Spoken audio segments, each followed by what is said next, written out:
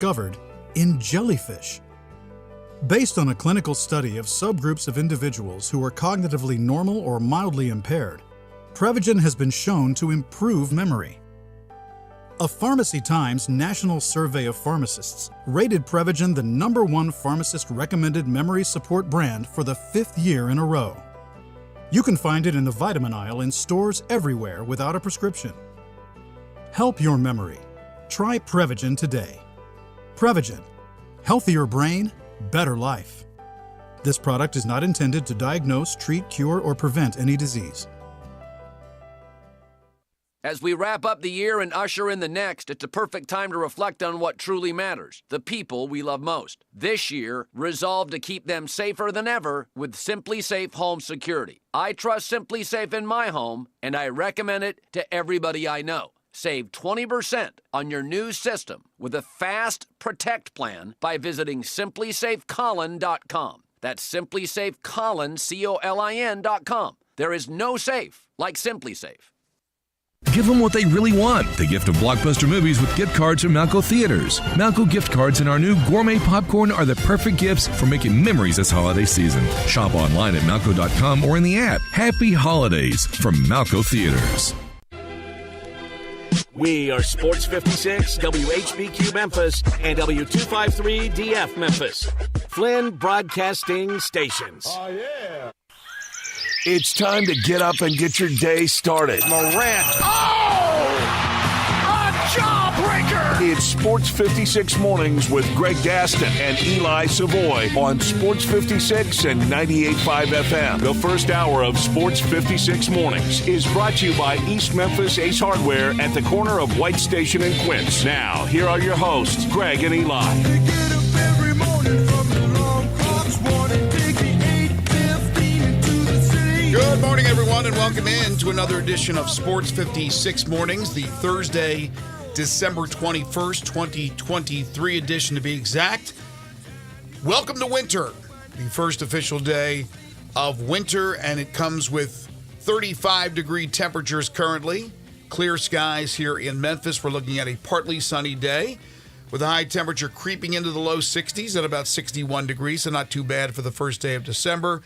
Tonight overcast with a low of 40 in the 40s. Greg Gaston, Eli Savoy, Zach Boyd with you from the Family Leisure Studios. Family Leisure's Christmas sale continues. Time winding down.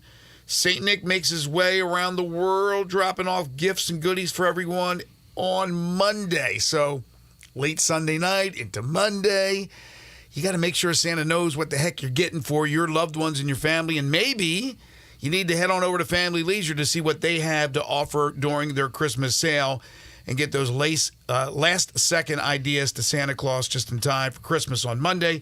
Family Leisure, 2120 Whitten Road, just north of I-40. First hour of the program also brought to you by East Memphis Ace Hardware, where you can always pick up some last-second gifts. Great gift ideas over there as well. Coming up on the program today, we'll talk some recruiting. The national signing period, early signing period, began yesterday. They call it the early signing day, and most teams announced their class in the early signing period on that first day, including the University of Memphis, as they announced a class of 34 players. We will discuss that. We will have Brian Moss on with us at 8:05. He is the publisher of TigerSportsReport.com, part of the Rivals and Yahoo Sports Network. And he'll tell us why he thinks on paper this is a very good class and a good job done by Ryan Silverfield and his staff. Also on the program today, a little treat for you as we go in a different route. At 8:25, stand-up comedian and actor Brad Williams will be joining us. He will have a concert show in February at Minglewood Hall. He will bring his comedic stylings to Memphis, and he has a special that kicks off today. We'll tell you all about that when Brad Williams joins us at Brad Williams joins us at 8:25. I'm sure most of you have seen the work of Brad Williams. He's hilarious. And then in our third hour, it is Thursday. It's football season. That means the AutoZone Liberty Bowl Inside College Football Hour with Harold Grader. We'll make the picks for the rest of the bowl games. Of course, the bowl game that Harold cares about, the one he's concerned with, is 1 week from tomorrow, as Memphis will take on Iowa State in the AutoZone Liberty Bowl game. That's the lineup. We'd love to hear from you on the Sports 56 listener lines by calling in or texting in at 901-360-8255. You can hit us up on Twitter, Facebook, YouTube, on the website, sportsmemphis.com. We got bowl games galore we'll talk about. We have the NBA and the Grizzlies tonight, meaning Ja Morant's first home game this season. He returned, and it was a glorious return in New Orleans the other night. Well, now he gets a chance to do it in front of the home crowd as the Grizzlies will take on the Indiana Pacers and Tyrese Halliburton. We got the latest on Memphis Tigers basketball news, including an injury status with one of their players going into Saturday's game against Vanderbilt, and NFL news galore as well. It's all coming up on this Thursday edition of Sports 56 Mornings. How are you? I'm fantastic today. Good. Have you seen the story involving former Hustle player Chance Comanche? I have. God, that is a weird story, a disturbing story. Very disturbing. And not good for him. That is, for folks who don't know, Chance Comanche, who played for the Hustle. Can't remember if it was I think it was their first year. I think it was the first year of the Hustle, if I remember. It might have been their second year, somewhere along the line there. But he was playing for the Stockton Kings this year in the G League still. And apparently, when they were in Henderson, Nevada, in order on a road trip to play the G League Ignite, he spent the road trip killing someone, which is an interesting thing to do on the road trip. I didn't read everything as far as this story is concerned, like really in depth, because I was disturbed by it, and I'm like, I don't even want to read this thing. But was this just a weird sexual menage a trois that went too far, where he ended up strangling the girl? No, this was a murder. This was an actual murder. Okay. This was a plot to kill somebody. Okay, I didn't know if this was a sexual thing that had gone awry. Okay, so and apparently he has admitted, that according to the affidavits or whatever, he apparently in questioning admitted to the fact that they strangled this girl, killed her, and left her body. Apparently it was his girlfriend, I guess. I don't. Apparently they're both wacko sex workers. Both of the girls. Okay, both of the girls. One's 19 and one's 23. The one that died was 23. I guess his girlfriend's 19. Apparently the girlfriend and this girl had some sort of feud, and so they decided to kill her. They rubbed her out, and apparently I guess it was, according to what the belief is as to what happened. Mm-hmm. Again, it's all alleged at this point. Was that Comanche basically posed as somebody looking for her services. Mm-hmm. They got her, and then they, I think he tied her hands up, and then they strangled her, killed her, and dropped her body along the road. Jeez, my gosh. There's never a void for material for Keith Morrison in Dateline. I mean, this will be a Dateline story in a year. Like, he's literally on a road trip with his basketball with the Stockton Kings. Like, that's what they're there for. They're there to play the G League Ignite, and he, while they're on the road trip, decides I got a little business to take care of, guys. I'll be at the game, but don't worry about it. Got a little business to take care of. Went and murdered somebody. So on the injury report, does it say DNP murder? Well, right now it says not with team, because he's not even close to their personal reasons. But he is. His career is over. Jeez. Like, it is. My gosh. That is I had no idea that the team was on a trip. He was with the team, and that's when it happened. Yeah, wow. he traveled back to Stockton with the team. And my gosh. And then the police showed up and arrested him. The team cut him. Now they've extradited him back to Nevada. I think that's been done. When asked to one of his teammates about Chance, they said, it's just Chance being Chance. Like I don't know how they found out so quickly that they did it. I don't know, but it was pretty quick that they found out who did it, or who they believed did it. But yeah, he was already back in Stockton, and they had to go. But you said he admitted it, like he. According to some affidavits, apparently that he, in questioning, he did admit to the killing. Wow, that is some interesting stuff. All right, trying to make that segue from a murder to on the court tonight, where the Grizzlies will be taking on the Indiana Pacers. I know what will get murdered tonight. The scoreboard will get murdered tonight. The Indiana Pacers come in as one of the top scoring teams in the NBA, led by Tyrese Halliburton. Last night, they scored 144 points and beat the Charlotte Hornets 144-13. I want to list off the winning team's scores from last night in the NBA. Not a full slate, and some of the scores were not as high scoring as some of the others, but I think I'll make my point. These are the winning scores, and I'll give you the team, not who they played. Cleveland, 124. Indiana, 144. Miami, 115. Philly, 127. New York, 121. Denver, 113. Chicago, 124. Atlanta, 134. Clippers, 120. Boston, 144. Is there an uptick in offense? Is there an issue with defense around the league? What's going on every single night? We're not talking overtime games. We're talking about regular games that are closing in on a $150. I mean, seriously? Does nobody play defense anymore? Well, it's the 3-point shot. A lot of teams are shooting 50 3-point shots in games. But the 3-point shot has been around for a long, long time. They're just doing it more, shooting right? 50 of them. Right. That's what I mean. So that's the answer. They're shooting way more threes They're because the playing 3-point line has been around. The idea, the teams are playing faster, right, and shooting a bunch of threes. But are they not defending? That's going to lead to more points. Are they not defending like they used to defend? Well, it's just, I think it's like when teams are, shooting threes like this, it's not easy to defend them. Mm-hmm. Well, tonight you have Ja Morant in his home debut for the season after what happened against New Orleans the other night in the Crescent City. What can Ja do for an encore? I would imagine it'll be a great crowd as opposed to the boos that he heard when introduced on Tuesday. It will be a spectacular, rousing applause with people on their feet welcoming back the prodigal son, Ja Morant. Should be a lot of fun tonight, high scoring, and hopefully the Grizzlies can take advantage of a team that played last night. Again, the Grizzlies are still not fully healthy as far as Marcus Smart is concerned. He has been upgraded to doubtful, but doubtful usually means that he's not playing when it comes to the Grizzlies and their designations, but it could mean that Marcus Smart plays Saturday in Atlanta. So he's getting close. We talked about Luke Kennard yesterday. He's on the precipice. And how about the news yesterday about Brandon Clark?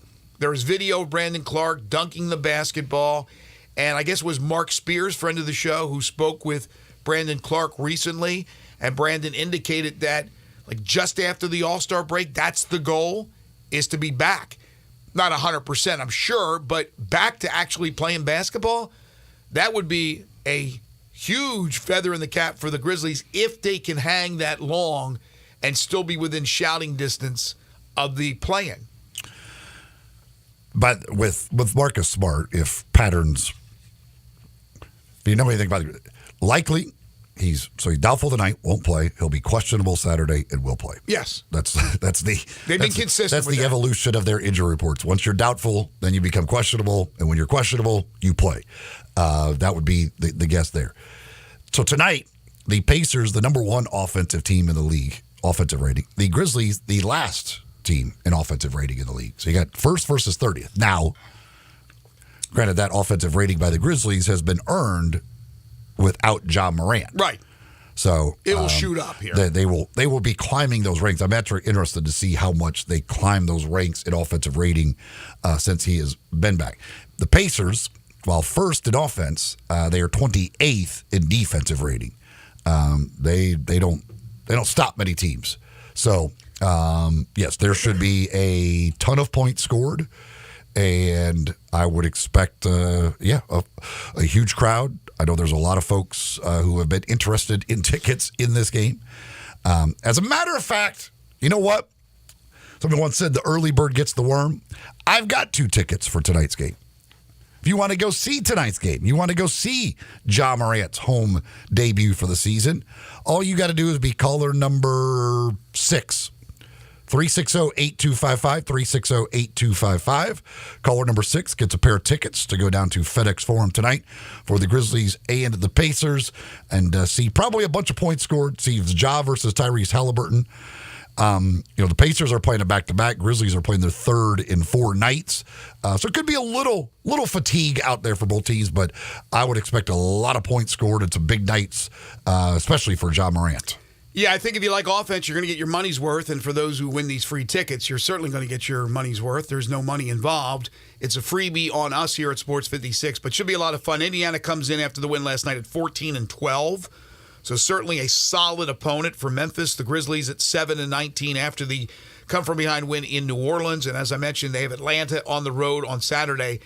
While it's no picnic and it's never easy because you still don't have a full arsenal with Ja Morant, as we talked about yesterday, it gives you a shot against anybody. So I think these are certainly games that you should win and need to win. You need to beat Indiana. You need to go on the road and beat Atlanta. Atlanta is a good team, certainly not a great team. But if you're going to get back in the race, these are games you have to win. Yeah, you're going to, on the home floor, you've already lost 10 games on your home floor. Like you really can't afford many more home losses. Like that's just bottom line. Like it is, they have to be a dominant team on the home floor going forward. We do have our winner, by the way. It's got to be any team like in Indiana who is barely above 500. Like these are teams you absolutely have to beat on your home floor. Injuries or not, right now, if you had to have any chance of getting into the playoffs, these are games you absolutely have to win on your home court. No question about it. There was also news away from the court, and for the most part, that has been all the news for Ja Morant until the other night in New Orleans. And a decision has not yet been made by Shelby County Circuit Judge Carol Chumney, but she did say yesterday that she will not immediately hand down a ruling on whether Ja Morant's legal team successfully argued that he is immune from being sued by a teenager that he punched during a pickup game in 2022. This is according to the commercial appeal.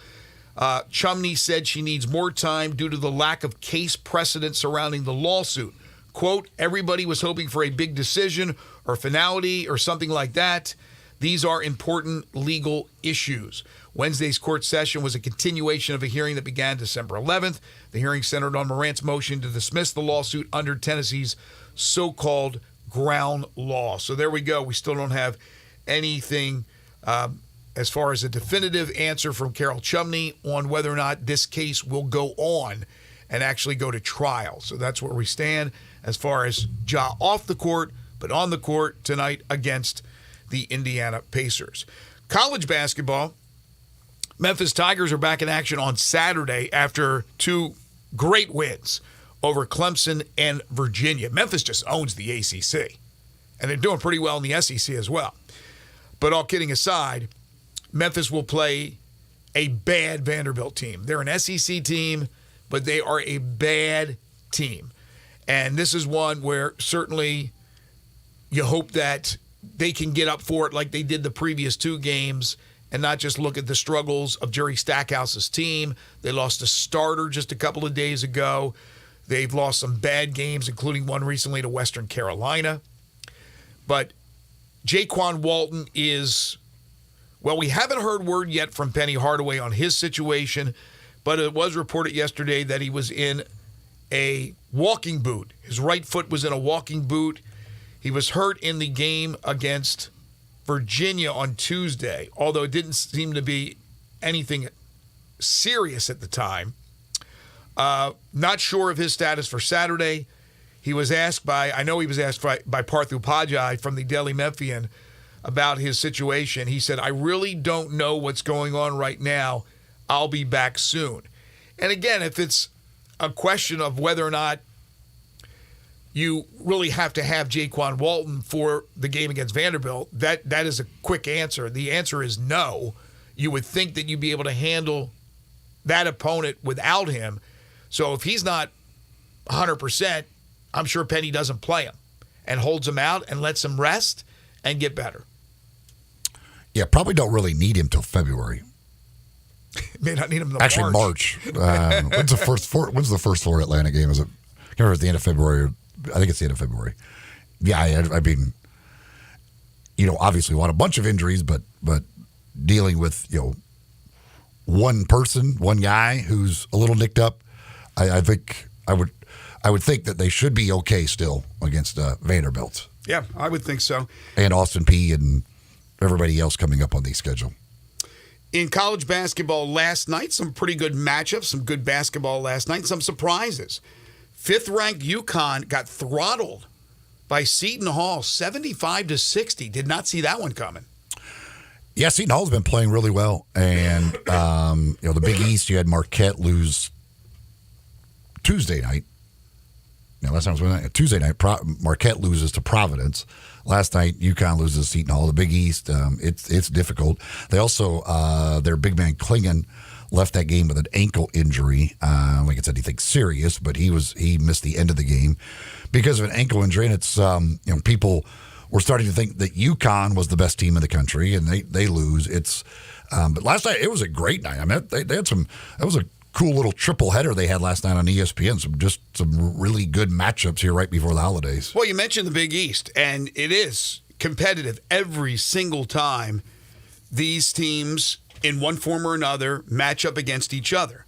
You had Villanova and Creighton. Villanova, which obviously won the battle for Atlantis over Memphis in the championship game and has struggled to a certain degree. You never count Villanova out. They come back. They beat 12th-ranked Creighton. They were down, I believe, 10 at the half, 68-66 in overtime. So you get Villanova winning. You have, as I mentioned, UConn losing to Seton Hall. You mentioned Marquette lost the other day. So right off the bat, Marquette, UConn, and Creighton, 3 of the favorites in the Big East, all lost. Mm-hmm. And that's the way it'll go. It's a really competitive, great basketball league. Elsewhere in college basketball last night, Oklahoma picks up their first loss as North Carolina, 11th ranked, goes into Norman and beats the 7th-ranked Sooners 81-69. So how many unbeatens left? Is that 3? Yes. Houston, James Madison. And Ole Miss. How about Ole Miss? Unbelievable. Also last night, Duke, 21st ranked in the nation, they beat 10th ranked Baylor 78-70. So I'm not sure if it's 2 straight for Baylor or 2 out of 3, but they have been beaten down by Michigan State, and now they lose to Duke, and they had to come back to make it respectable in the end, or Duke would have had a double-digit win. Yeah, good night for the ACC. Good night for Duke and North Carolina. Carolina has played a just gauntlet of a schedule. R.J. Davis did not get his 6th straight 25-point game. He only had 23.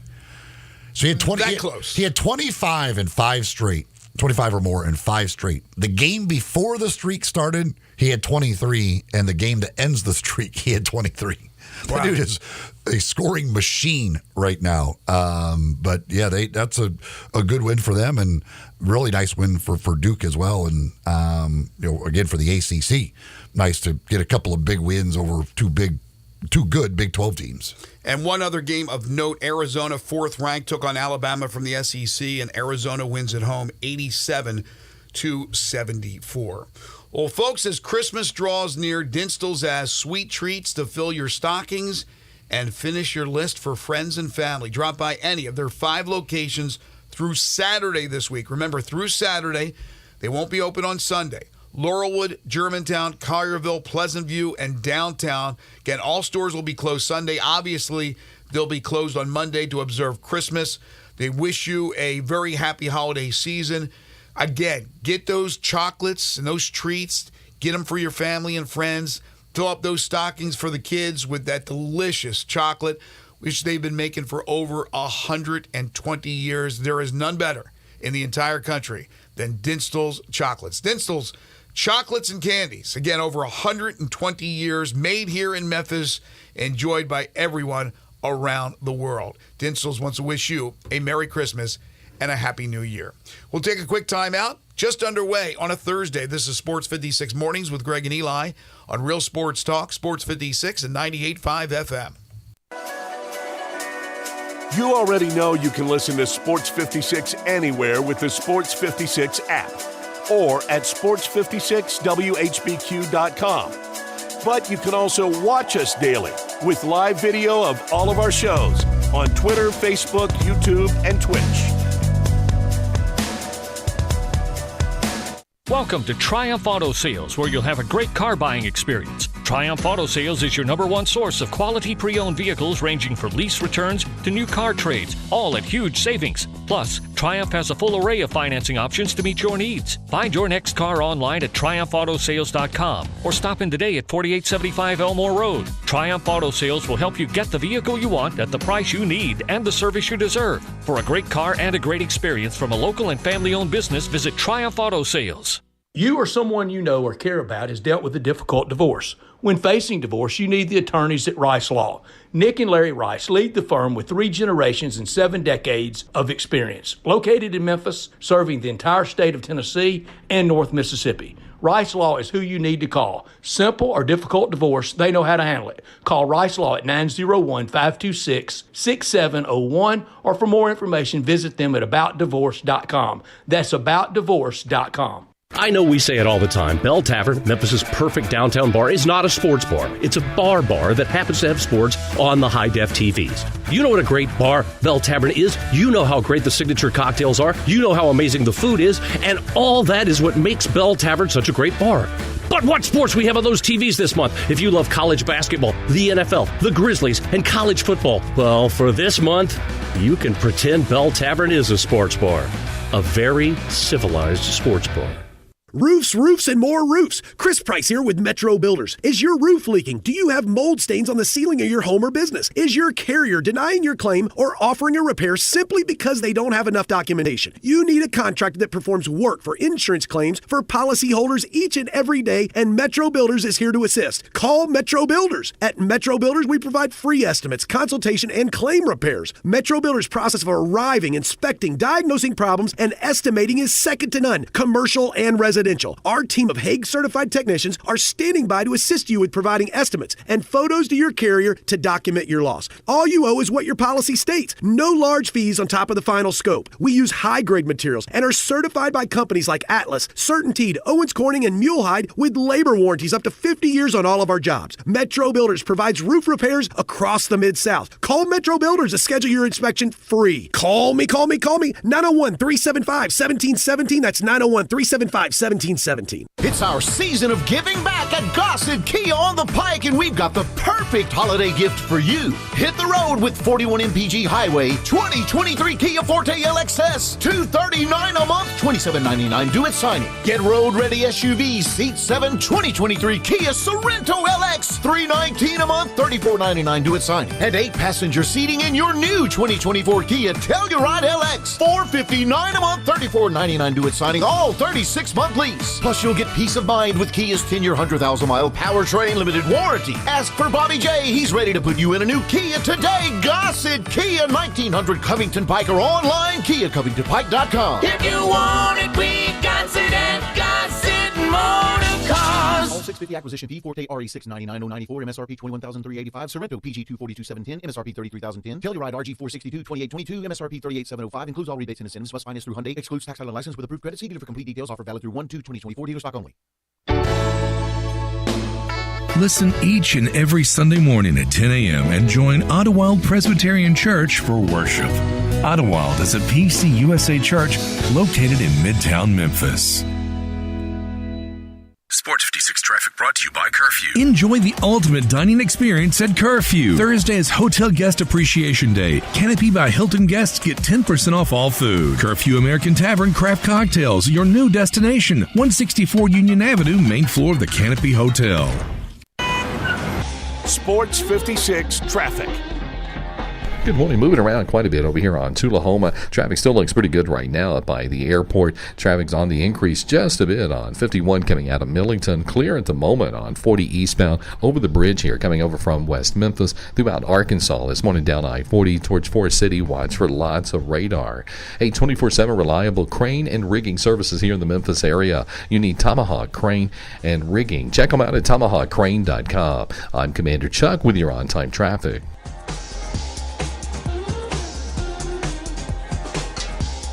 Now, back to Sports 56 Mornings on Sports 56 and 98.5 FM. This hour is brought to you by East Memphis Ace Hardware at the corner of White Station and Quince. Here once again, Greg Gaston and Eli Savoy. I got a little change in my pocket going jingle-lang-a-lang. Boy, if you like the NFL, all you need to do is dial up Sports 56 98.5 FM and then leave it. Don't touch it, because we have 9 games coming up in the National Football League here in Week 16, which kicks off tonight with Thursday Night Football. The Saints at the Rams, 6:30 pregame, again, right here on Sports 56, 98.5 FM. Nothing Friday, then Saturday. We'll have a couple of games for you. Bengals at the Steelers, the Bills at the Chargers. We got 3 more on Sunday, and then a triple header on Monday, Christmas Day. So that's interesting. You have, of course, NBA on Christmas Day, which has been a tradition for a while now. And the NFL says, move on over. The big boys are coming to town. The NFL, I can't imagine, won't slaughter the NBA as far as ratings are concerned. Yeah, it slaughters everything. It goes Right, against. right. Doesn't matter what the sport is. NFL beats it. And therefore, they try. They can't even leave Christmas alone. They got to dive right on in there and take advantage of everybody being at home. You mentioned Alabama's loss last night to Arizona. Alabama, and Jerry Palm talked about this a little bit yesterday, that they may have overscheduled a bit, but Alabama is the number 1 ranked offense in America. They are the top offensive efficiency team. They've only had 2 games this year where they haven't scored at least 80 points. They've scored over 80 in all but 2 games. The record is 6-5. Like, they're that good offensively, and they're 6-5 on the season. Where does Ken Palm have him? Where does he have them ranked? Yes. 9th. Wow. I mean, their losses, the worst team in his rankings that they lost to is Ohio State, who's 28th. They've lost to Ohio State, Clemson, Purdue, Creighton, and Arizona. Yeah, but I bet you they're going to be one of those teams come Selection Sunday, unless they make a great run and win the SEC championship, that you're probably going to look at their record and go, it's not the greatest record in the world, but they're really, really good. There's always those teams. Boeheim always thought his team was that team every single year, and then he would not get in and he would go ballistic. Clemson last year was certainly a team that could have gotten in and did not get in. So Alabama, because you have to figure, you're not riding roughshod in the SEC. There's losses there. So they'll add up. But you look at the strength of schedule, you look at all kinds of analytics, and Alabama should be right up there. They're a good team. The team I'm concerned with would be Arkansas. Arkansas, talented. They picked up some losses here early in the season, non-conference play. What will they do in conference play? And can Ole Miss sustain what they've done already? They haven't played this crazy schedule. It will only get tougher in the SEC, but do have a win over Memphis and win over NC State and still undefeated. All right. So yesterday we were talking about Alabama, by the way, 6 quad 1 games. Already. 1-5 in those, though. Wow. 6 already. Okay.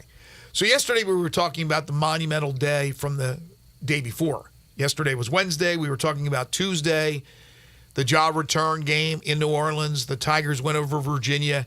And then, of course, the city council eventually, after a long session, voting in the transfer of the stadium from the city to the University of Memphis. But I read Sam Hardiman's story, the Daily Memphian, which is terrific, about just how tough the negotiations were, and that even though everything seems to be fine, and it should be fine, it's still not yet 100%. And so we were talking yesterday about, well, I would imagine they'll start renovations as soon as the game is over, this AutoZone Liberty Bowl. That's not necessarily the case, because the next meeting is not until January 9th. So first of all, you have to have that meeting, and it has to be approved. The minutes from the previous council meeting has to be approved. So January 9th is when that is expected. But I was reading about the backlash they got from Fred Jones, who is the owner and operator of the Southern Heritage Classic, which is one of the big events that we have, sports-wise or otherwise, in the city of Memphis. It's a big moneymaker for hotels and restaurants and for the city itself. And they talked about negotiations that were going in the hall, like taking place in the hallways leading up to the vote. In fact, it looked like it wasn't even going to be a vote for a while there. I'm reading straight from Sam's story. Jones ended up that night in negotiations receiving a 7-year extension, a 4-year contract, and 3 more 1-year options for the use of the stadium for the annual football game. But even after the extension, Jones continued to press a hard bargain. He told the council at one point that he had just learned of key provisions of his lease extension and needed time to review it. This came after he had spent significant time huddled in the hallway, as I mentioned, with all types of officials and council members, Laird Veach, Ken Moody from the University of Memphis. There was consideration of adjourning the meeting without a stadium vote, allowing for the possibility it could be reconvened to have such a vote when Jones was satisfied with the new contract. It seems crazy that one person with one entity, with one game, had that kind of power, but he does. Instead, the council approved the ownership transfer, but with the caveat that the University of Memphis, the city, and Jones would continue to negotiate and that the measure could be reconsidered on January 9th if the parties can't come to an arrangement.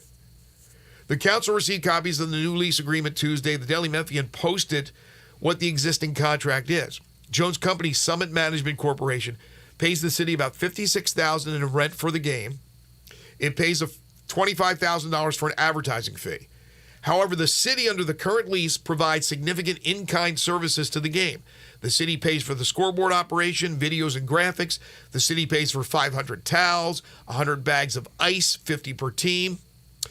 The city provides ambulances for an emergency in the stands or outside the stadium at no cost to Summit. The city retains 2 suites during the game. The rest of the stadium suites can be sold by Summit, with all of the revenue going to the company, Fred's company. The city receives the revenue for concession sales at the stadium, food and drinks, etc. However, any novelty concessions such as T-shirts and game programs are retained by Summit. The city provides the parking and retains that revenue. So I can understand where Fred's coming from, because he wants to make sure that he has the similar deal, because this is the way it has been, and that the university doesn't turn around and say, well, you can't have this, you can't have that, because we're not going to pay for it. But my question is, since the city will wipe its hands clean of this, who will pay for that? The actual University of Memphis is going to pay for that? Really? So that's what we're looking at here?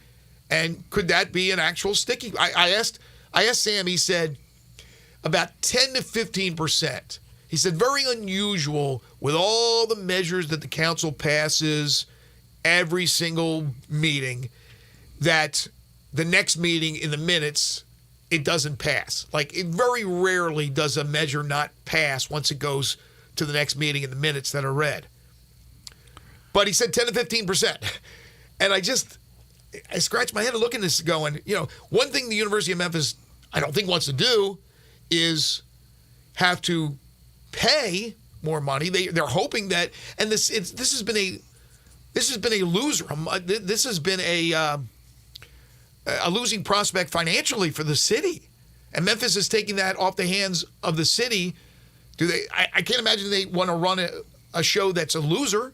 They certainly want to make money off the deal if you're going to be the ones running the show.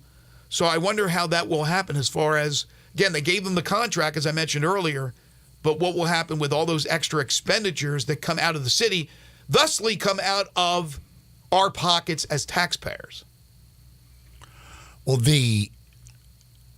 I certainly don't understand all the politics of it, and who knows what kind of weird deals have been made through the years. But just as an outsider looking in, it would seem as though the Southern Heritage Classic and the Autos of Liberty Bowls contracts should be pretty much the exact same. That's what I said yesterday, and they're not. I've been told that they're not even close. I'm sure they're not. I would guess they're probably not. But, I mean, just if you look at it from a reasonable side, you each have a game that plays in this stadium. They're both that it's a football game. Like you would think similar needs that you have to have for the games. So why would your contracts not be pretty much the same? I mean, there might be some small things that are a little bit different, but generally you would think those two contracts should be pretty much the exact same. Yeah, and I don't know if Harold even cares to talk about this when he joins us for the AutoZone Liberty Bowl Inside College Football Hour, and even if he knows all those details, maybe that's something that is more up Steve Earhart's alley. And, of course, Steve has been there at these council meetings representing the AutoZone Liberty Bowl game. These are very important games. We know that. But reading Sam's story, it talks about the Southern Heritage Classic, and I agree with this. It doubles as one of Memphis's most important cultural events. But the argument I hear from people who are very intelligent in this, they say the difference is that with the AutoZone Liberty Bowl, it's two outsiders coming in with all their fans, even though in this case Memphis is playing in this game. Whereas with the Southern Heritage Classic, it may be Tennessee State. It used to be Jackson State. Who was it this year? Was it Pine Bluff? Who was even in the game this year that replaced Jackson State? Yeah, I think it might have been Pine Bluff. Okay, but their point is that the fans and everything are from here. They're Memphians because it's a big to-do. They have concerts. They have all kinds of events that coincide. And the events that coincide with the AutoZone Liberty Bowl are for the teams. These events are for the fans. And they're Memphians mainly. And it's a cultural experience, and it's a big-time moneymaker for the city. That I understand. I completely understand. I understand what Fred is saying. But I'm with you. I would think that these two games, one game for each one of their companies, that they would be treated equally.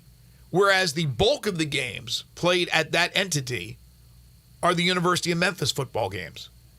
So again, I can understand, but I can't even imagine that stuff, derailing. And it doesn't appear that that's going to happen now that the vote came through. But again, it's not yet etched in stone. But that could derail something that would affect not only the stadium, but the Grizzlies, as we've heard from Richard Smith. And are the Smiths fine with delaying this? Because remember, they had set up a deadline of the end of this year as far as the $50 million, then the matching $50 by the University of Memphis and all that gift that they gave. Are they willing? Because I haven't heard yet from any story that has contacted Richard Smith and had his comment on it, that already it's going to be delayed to at least January 9th with the minutes. Well, his whole thing was the stadium had to be passed to the university. So as long as the stadium's passed to the university, they're going to give the money. Yeah, but he also had the deadline. He set up the deadline that had to be done by December 31st. So he's going to have to extend that deadline, which I think he will, if it was a mere formality. It's not quite a mere formality. It's going to happen according to everybody I've talked to. But again, if Fred goes in there and hems and haws about this thing because he doesn't know where the towels are going to be paid for by and where the ice is going to be, then I can't imagine something like that would derail everything. So I understand to a certain extent, but then again, that contract's cush, man. They've gotten a cush contract for all these years to be able to make the money that they have made. I don't know the figures of what they've made, but I guarantee it's lucrative. And they want to continue to do that. That's what good businessmen do, and women. Right? They have a good deal. They want that good deal to continue. You don't want to go back to all of a sudden, now I got to pay for this, I got to pay for that, I got to pay for this. But again, the university, are you going to pay? Because the university can't say it comes out of the taxpayers' dollars. Only the city can do that. So that's where we stand as far as that's concerned. Well, it would, I fully believe this will be done and all of that stuff. I have no idea what these contracts, what's normal in these contracts for between stadiums and games that are held at those stadiums. I don't know who normally pays for ice and towels. I have no clue. But to me, it would be pretty simple of let's look at the Liberty Bowl contract and let's look at the Southern Heritage Classic. Again, there are some differences. There's going to be they've got certain events that they're hosting and these have certain events they're hosting around the game that certainly require some differences. But as far as the game itself and the needs for a football game, should be pretty darn similar. And so if whatever's on this side they're paying for and not paying for should be pretty similar on this side what they're paying for and not paying for as far as the game itself is concerned. When you're talking about ice and towels and security, all of that type stuff, that should be pretty much the same for both games and therefore come out of the same, have the same contract.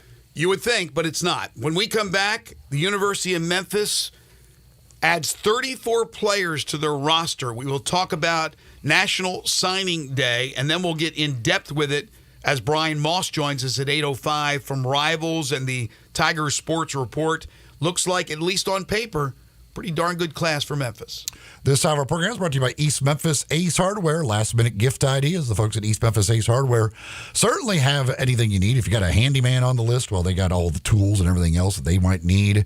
Maybe over the holidays you've got time off work and you're thinking about getting some things done around the house, some projects done around the house.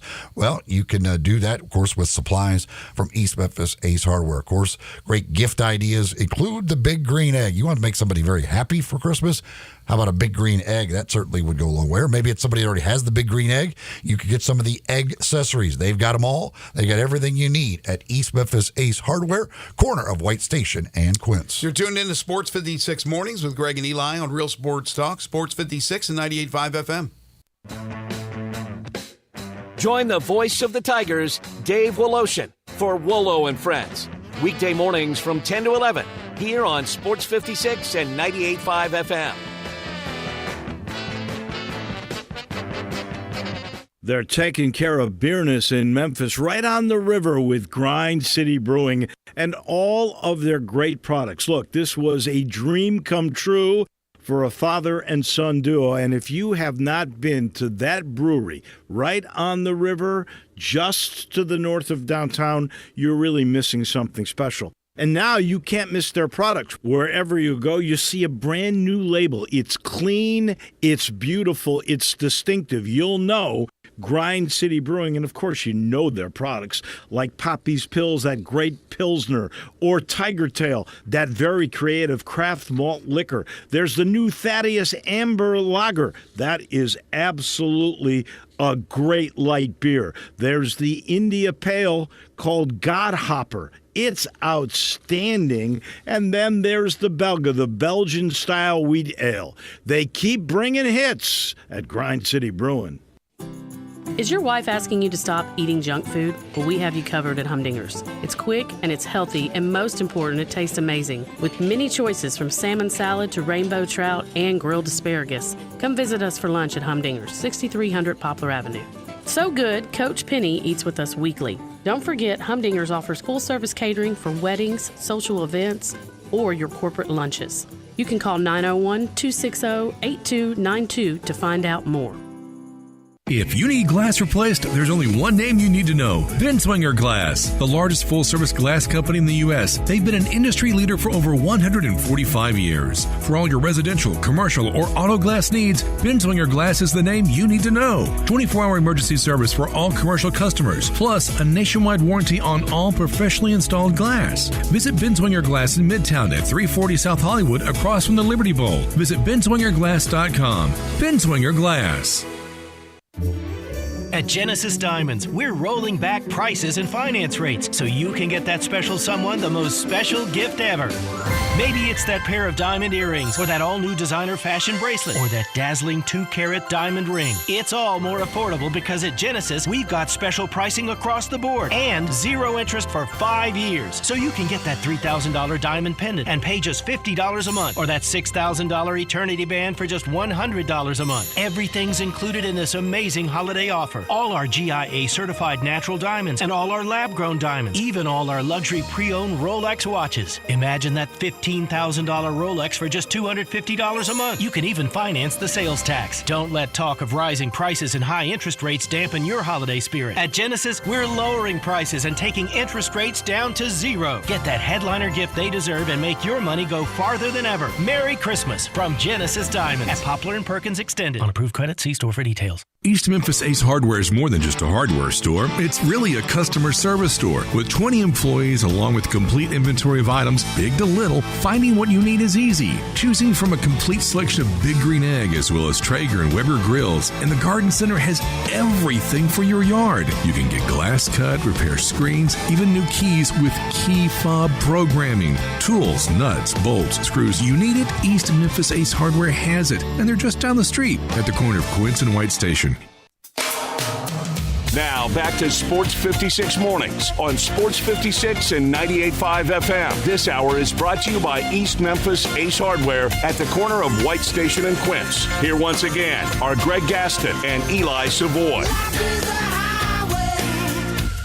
I was over at the University of Memphis, the indoor facilities, talking yesterday with Ryan Silverfield. He had a press conference, and we were rattling off questions for him about this recruiting class, and he had a smile on his face, a grin from ear to ear. He was very, very happy.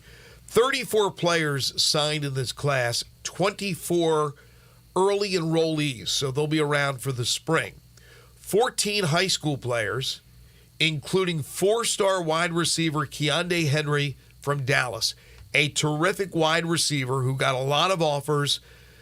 I think it was Frank Bonner who told me, according to 24/7, it's only the 11th four-star player that Memphis has ever been able to recruit. They also got three-star quarterback Arrington Maiden, and he said this guy that's the quarterback they zeroed in on. He said he's already blowing up Seth Hennigan's phone. This might be a guy who comes in the same mold as a Seth Hennigan. One can only hope if you're a Tigers fan. They got 5 junior college players, including 3 offensive linemen, and that a lot of times is where you have to go for those O-linemen. You have to go the junior college ranks. And they got 15 portal transfers, including a guy we've talked about several times already this week, running back Mario Anderson from South Carolina, who is the leading rusher for the Gamecocks this past season. They got a kicker from Ole Miss in Costa, Caden Costa was beaten out for the job, but a guy who I heard has a big leg, and they had some trouble this year getting the ball into the end zone for touchbacks, although I thought Tanner Gillis did a great job as the guy who wasn't even on the roster as a kicker to start the season, ended up being their field goal and extra point kicker and did a really good job. So, again, it's on paper. Every coach around the nation is positive about their class, but with Memphis having to deal with the NIL, which you hope will get better and better as the years progress. They're certainly not as lucrative in that sense as South Florida is, and Charlotte is, and some other schools in the American Conference. Tulane, certainly. But Memphis, I think, did pretty well. We'll find out more specifically when Brian Moss joins us at 8:05. Yeah, in the Rivals comprehensive rankings, which includes the transfer portal and the high school stuff, they've got them 58th, coincidentally enough, right ahead of Iowa State. So they will right by each other, and they'll battle in the AutoZone Liberty Bowl. I believe there's only one American Conference team ahead of them, and that is South Florida. Oh, is that true? Because I was looking at another list. Let's see if I can find it. Yeah, Chris Vanini tweeted out that in the group of 5 recruiting classes, this is per 247 Sports, USF was 1, Tulsa was 2, East Carolina was 4, and then Memphis was 7th. Now that again, that may be just considered, because I think if you go just with the high school recruiting class, right, I'm pretty sure they have Tulsa ahead of Memphis. But this is the comprehensive. This is portal plus the high school kids. Yeah, it seems to be really positive for Memphis. By the way, in that group of 5, Toledo was 3rd, Colorado State was 5th, UNLV was 6th, North Texas from the American 8th, and San Diego State and Southern Miss. But USF, number 1, that's the program that I think is going to be ready to break through. At one time, and they haven't been around that long as far as if you look at the history of college football as a Division I entity. I think it was in the 90s, right? And we know the job that Jim Leavitt did when they played in Conference USA against Memphis. They were a power. They haven't been for a long, long time. But I think it's untapped. They got untapped resources down there. Alex Golish, in his first year, did a real nice job. They're in a bowl game. In fact, they're playing – are they playing tonight? Yeah. They're playing Syracuse tonight in the Boca Raton Bowl. So they got to 6. They had to win 2 out of their last 3 to get bowl eligible. And I think they are certainly the team that is on the rise in the American. I think Charlotte has a chance because they have money.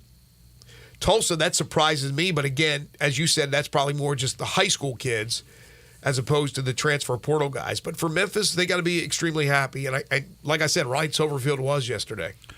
Yeah, in the Rivals rankings, if you just take the high school recruiting class, Tulsa is actually right ahead of Memphis. Tulsa's at 63, Memphis is at 64. And then East Carolina is a little bit is down at 68. I do think on ESPN's rankings, I think East Carolina was up there ahead of Memphis as well. So depends who you look at, depends what you're looking at. If you're looking at just high school, just portal, the combination of both, it's a bunch of numbers, bunch of rankings. We'll see if anybody actually could play when they get here, and we'll see how many leave once they're here. Yeah, and he did stress that there's going to be defections from the current team after the bowl game. There's no question that there will be guys that go into the portal. Not everybody defects after the regular season before the bowl game to get into the portal as quickly as they can. Others, they want to reap the rewards of a hard season, play in the bowl game, enjoy themselves, get their swag, and then jump into the portal. So Ryan said we're recruiting every single day, basically keeping an eye on what's available, knowing that there's going to be a loss of players, that there's going to be some defections. And so then there's again another opportunity to hit the portal in the spring, where again there could be more movement after spring ball, and therefore again you lose players, you look to see who's in the portal, and you gain players. So the roster is ever changing. It's never. This roster is not set in stone. They never ever are. So this is what we have. And by the way, they did pretty well as far as local players are concerned. One of the players he really raved about was Jordan Bell from Munford High School. And we could ask John Varlas tomorrow about some of these local players. He's an athlete who has played quarterback. He's played defensive back. Really, really strong player. In Rivals, by the way, also, the comprehensive rankings, which includes both the high school and transfer portal, they have Ole Miss at 8th overall, Tennessee at 15th, Arkansas 27th, Mississippi State 32nd, Vanderbilt at 40th, which was pretty good for them. Very as good. I mentioned, Memphis at 58th in that comprehensive, which including the high school kids and the transfer portal kids as well. Sunrise, folks, it's breakfast time. You're thinking breakfast. Only place you need to know, that's Sunrise.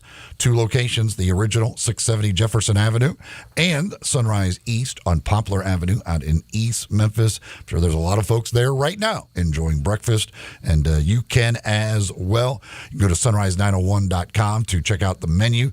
So many different great things on that breakfast menu, from those wonderful biscuit sandwiches that they've got with their homemade big old square biscuits that they make those on. Plus, you've got the bowls and the plates like the kitchen sink, which includes just a little bit of everything. So it's a little bit of everything combining to make one big plate of heaven for breakfast. That's what the kitchen sink is all about. Of course, you can enjoy a mimosa, Bloody Mary, any other drink if you maybe you're off for the holidays. Maybe you got family coming in town for the holidays. You want to take them for a great breakfast. Take them to Sunrise. Again, 670 Jefferson Avenue. That's the original location. And Sunrise East on Poplar Avenue in East Memphis. When we come back, hour 2 of the program, as I mentioned, Brian Moss will join us to break down this Tigers class. And then at about 8:25, a special treat for you. We'll be joined by comedian Brad Williams. This is Sports 56 Mornings with Greg and Eli on Real Sports Talk, Sports 56 and 98.5 FM.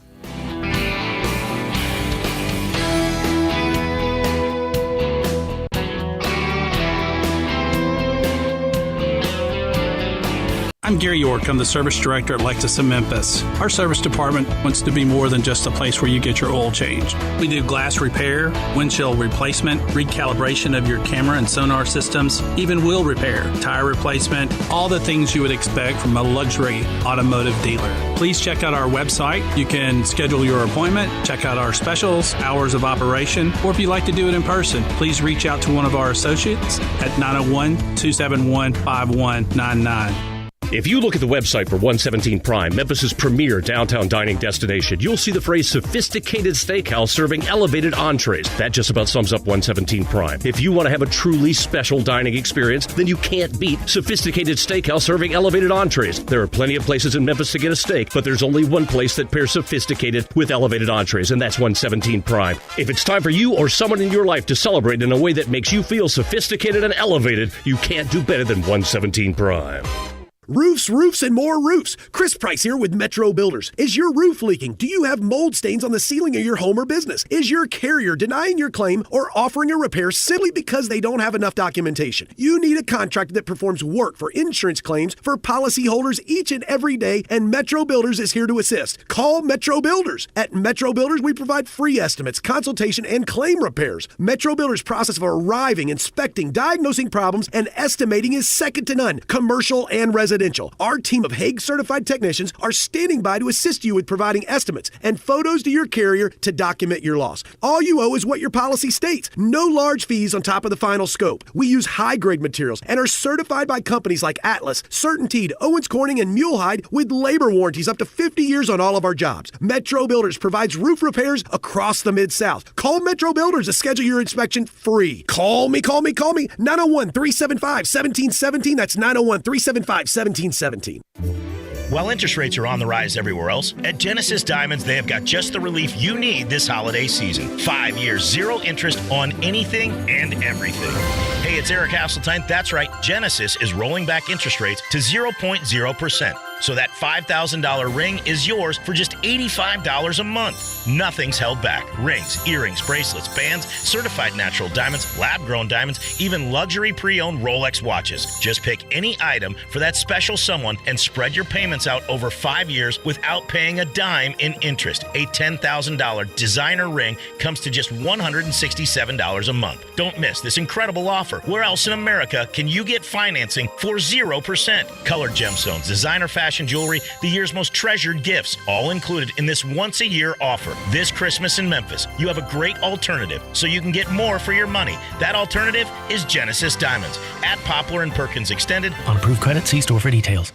We are Sports 56, WHBQ Memphis, and W253DF Memphis. Flynn Broadcasting Stations.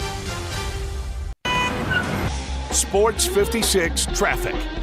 Good morning. A little bit of traffic volume now, making its way 55 north up to South Haven, headed towards Midtown. It's been in pretty good shape so far out here on 240 north up by Norris, all the way up to Lamar. It's building again over here on 40 west, coming in from Fayette County, passing 269. Weimer's Jewelry, located 7525 Highway 64. They are your last-minute Christmas shopping headquarters. Go by and see them today at Weimer's Jewelry. I'm Commander Chuck with your on-time traffic.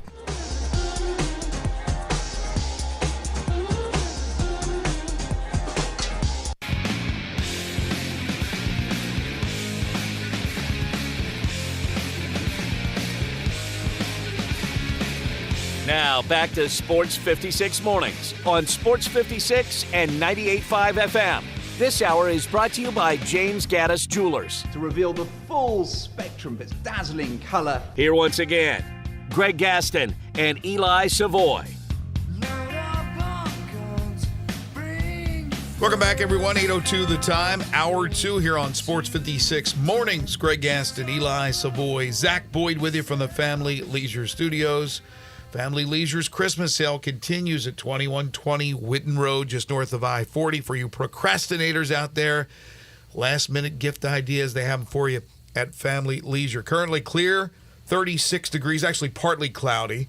Today, we're looking at a partly sunny day with a high of 61 degrees. Tonight, overcast with a low of 40s, or in the 40s. Second hour of the program is brought to you each and every day by our friends at James Gaddis Jewelers. It's always a good time for jewelry, right?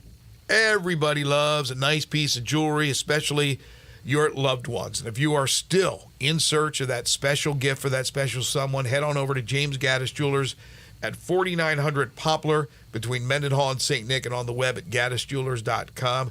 They, of course, are your bridal, engagement, and anniversary jeweler headquarters. So many folks got engaged or married during the 2023 year, and they bought their beautiful diamond rings and their wedding rings from James Gaddis Jewelers. And therefore, in 2024, I suggest that James Gaddis Jewelers is one of the jewelers you check out when you are looking for that very, very important diamond ring, personally designed wedding sets, or anything as far as that's concerned, because they are your bridal, engagement, and anniversary jeweler headquarters. But they're more than that. You're looking for watches of all types, bracelets and necklaces and earrings and pendants. They have it for you, plus estate and vintage jewelry, custom-made jewelry. It's more than just one of those big box shops. You go in there, you get that one-on-one attention, and they will take care of that jewelry throughout its lifetime. You need a cleaning, you just bring it back in to James Gaddis Jewelers. Because they treat you like family, there are so many repeat customers. James Gaddis Jewelers for Christmas time or anytime. 4900 Poplar between Mendenhall and St. Nick, and on the web at gaddisjewelers.com. Before we bring on Brian Moss, you mentioned some of the rankings for SEC schools. Vanderbilt, certainly with a class of 40, number 40, they got to show some results. I'm not saying Clark Lee is out after this upcoming year if they have another dismal year, but they have to. The other team is Florida, and Florida looked like they did pretty well, as they always do. But for Napier, because I know last year... Well, they lost a bunch. They had a bunch... They still did all right, but he lost like three guys who flipped, three very important guys who flipped. They just still got the big five-star quarterback, but they lost some very important pieces of that recruiting class. They did, and even Florida State had players flip, right? Georgia stole a Florida State player as well. Nebraska stole the quarterback from Georgia. I guess all is fair in love and war. But for Florida, with that five-star quarterback, they're expected to step up, and if not, maybe your prediction was just 1 year too shy, because Billy Napier would be in a lot of trouble if they don't figure it out. Well, as I mentioned, the University of Memphis and Ryan Silverfield seem to be very happy with what they did as far as the early signing period, bringing in 34 new players. Of course, what's on paper and what's actually on the field are two different things. We'll see if it all pans out. And here to digest it all for us is Brian Moss. He's the publisher of the Tigers Sports Report, TigerSportsReport.com, part of the Rivals and Yahoo Sports Network.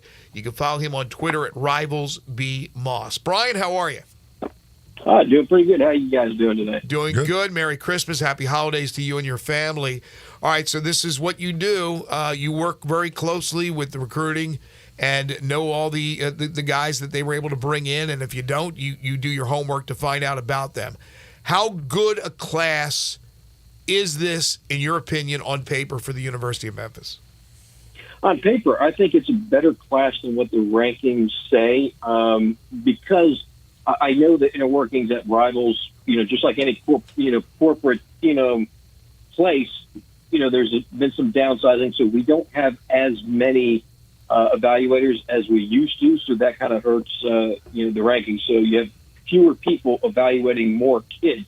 So you'll see on paper there's more 2-stars this year than previous years, but the ones that are on that have been ranked, I mean, you got to feel good about yourself if you're a Memphis fan, especially the 4-star wide receiver that they were able to haul in. They fended off. Henry was committed to Purdue. Texas Tech was in there, but in the end, Memphis got him.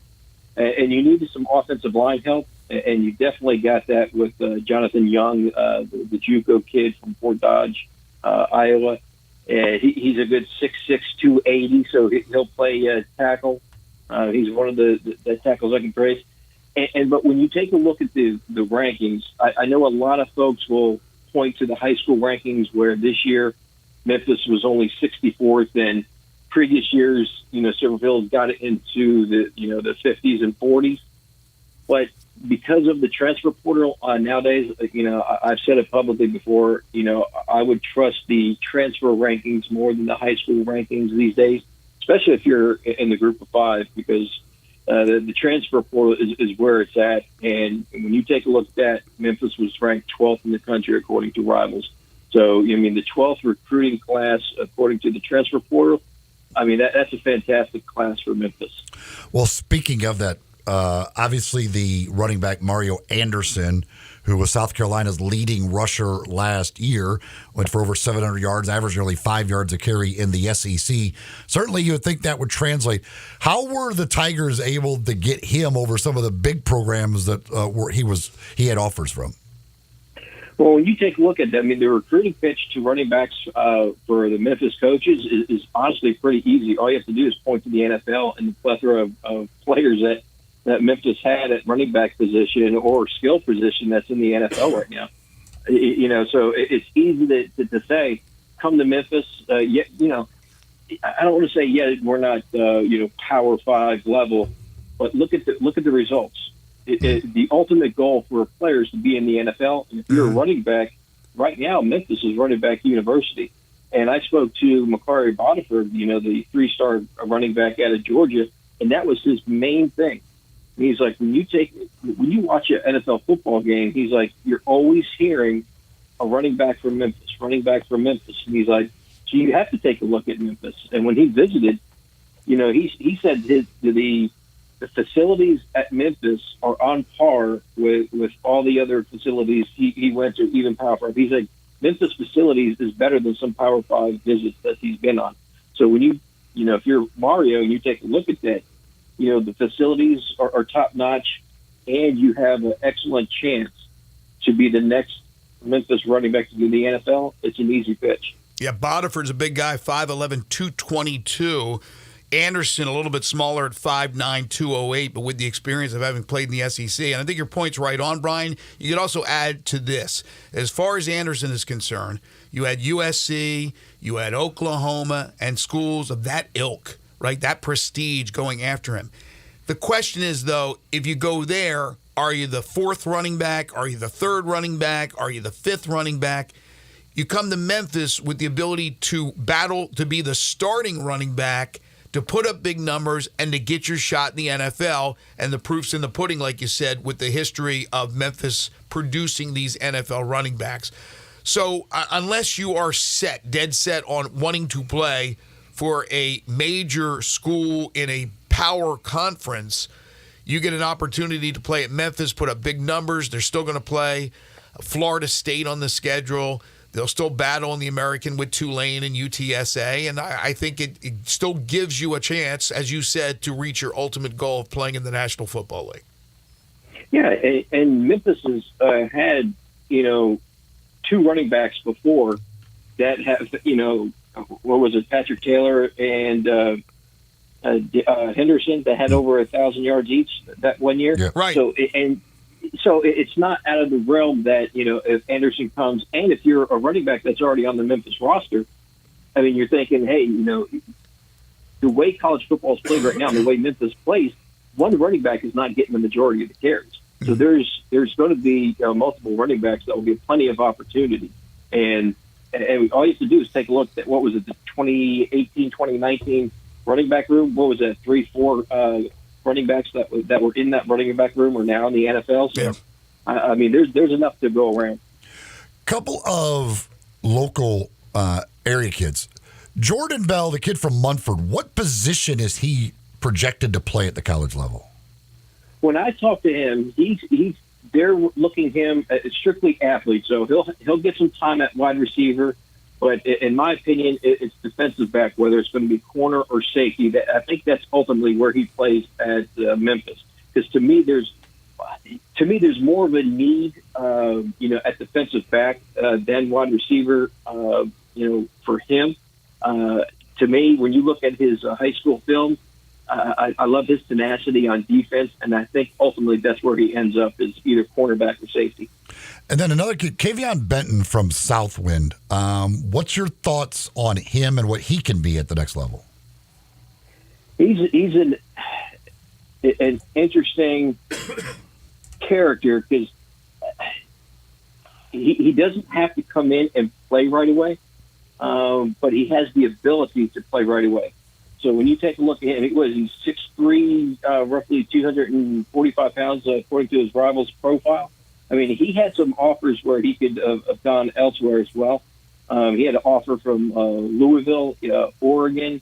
I know Florida State was looking at him, but they ultimately, I don't think they ever offered. But he had some top-notch offers, ultimately stayed home. I think he has a chance to get some early playing time, but give it a year, let him grow a little bit more, and he could be, another, Martin Affetti. That's what he reminds me of, just a high motor that can ultimately get a lot of sacks. With Tevin Carter moving on to Tennessee State, there is a need for a backup quarterback. There are some guys certainly on the roster that they feel capable of winning that job, but they brought in a true freshman by the name of Arrington Maiden. And I'm telling you, yesterday at the presser, Ryan Silverfield was grinning ear to ear about this young man. What do you know about him? Well, I interviewed him, and he's really, really excited to get to Memphis. He has a great relationship with Coach Cramsey. He loves the offense that Memphis runs, and he knows that Seth is the starter. And he said he's coming in to compete. But if he obviously, he doesn't win the starting job, he is completely fine learning. And he said Seth is one of the best quarterbacks in the country. He goes, I can come in. I'm coming in at the right time. Learn the system, learn from Seth. And when Seth graduates and possibly goes to the NFL, he's primed to be the next great Memphis Memphis quarterback. And he's a guy that he can make all the throws. He has a great arm. His arm kind of reminds me of Lynch or Ferguson. Duke can throw it a mile. But what's different about Maiden than those two, I think he has better legs. He can run. Now, when you talk to him, I asked him, what type of quarterback are you? Are you a pocket passer? Or are you a runner? He doesn't see himself as a runner, but he has the ability to run. So he's more of a pass first. But he's a natural-born leader. I mean, if you look at my YouTube channel when I interviewed him, he's very well-spoken, and I think Memphis fans are really, really going to like this kid. Obviously, you've seen from the presser that, the coaching staff loves him. But this kid, give him a year to really learn the system, get a little bit of, playing time underneath him, and I think he could be the next great Memphis quarterback. Yeah, Ryan Silverfield said that Cramsey came to him, said, we have our quarterback of the future. We're going after this guy. I don't know if they went after any other quarterbacks. They went after this guy, and they got this guy. Brian? Yeah. You always have a little backup plan just in case your first one runs out. So they looked at other quarterbacks, but yes. And Maiden felt that. He said the Memphis staff made him feel like he was the only quarterback that they were looking at, even though he knew that wasn't true, because obviously if Maiden didn't choose Memphis, they would have to find somebody else. But Maiden said Memphis really made him a priority. He felt that, and after the first meeting, that's where he wanted to go. Other than Anderson, the kids from the transfer portal, who are one or two you think can make big impacts? To me, I look at the offensive line. Trent Holler, the offensive guard from Marshall. I'm not too big on the Pro Football Focus grades, but it's a good measuring stick. I mean, he had a high PFF rating. I think it was like 68.5, which is a good rating. I think he can come in and, be a starter. Now, he could play center as well, so I don't know if Memphis will put him at center, but I definitely see him as a natural guard. So he's one to really look at to get some playing time. And just the linebackers that that came in that Memphis. He's got the kid from Harvard. His name's escaping me right now, but he's one that could fly all around. Flaker from North Carolina Central. He's another one. So they hit the transfer portal hard in the linebacker spot, and it's good to see because they've done well in the transfer portal last year and this year. So look for definitely some playing time and some starters out of this group. Matt Hudson is the kid from Harvard. Hudson, yeah, that's right. It's interesting when you look at some of these kids in their resume, how many schools that they've played for. And there's one, he's an offensive lineman, Calvin McMillan, 6'5", 290. He's from Mississippi. Went to Mississippi State, transferred to Southern Miss, then went to Holmes Community College, and now Memphis picks him up. Big offensive lineman. What do you know about him? McMillan, he's a kid. I know he had to go to the JUCO route for some grades, but he's a guy that loves to play football, and as long as those grades ain't an issue, I mean, he's definitely a depth player that will push for playing time. The overall, Brian, it felt like yesterday there was a lot of guys who flipped. Are we seeing more of these last-second flips than we have in the past, or is that just it's always been there? Maybe we just didn't hear as much about it, or what? Yeah, it's always been there, but I think more and more it's the upper-level flips.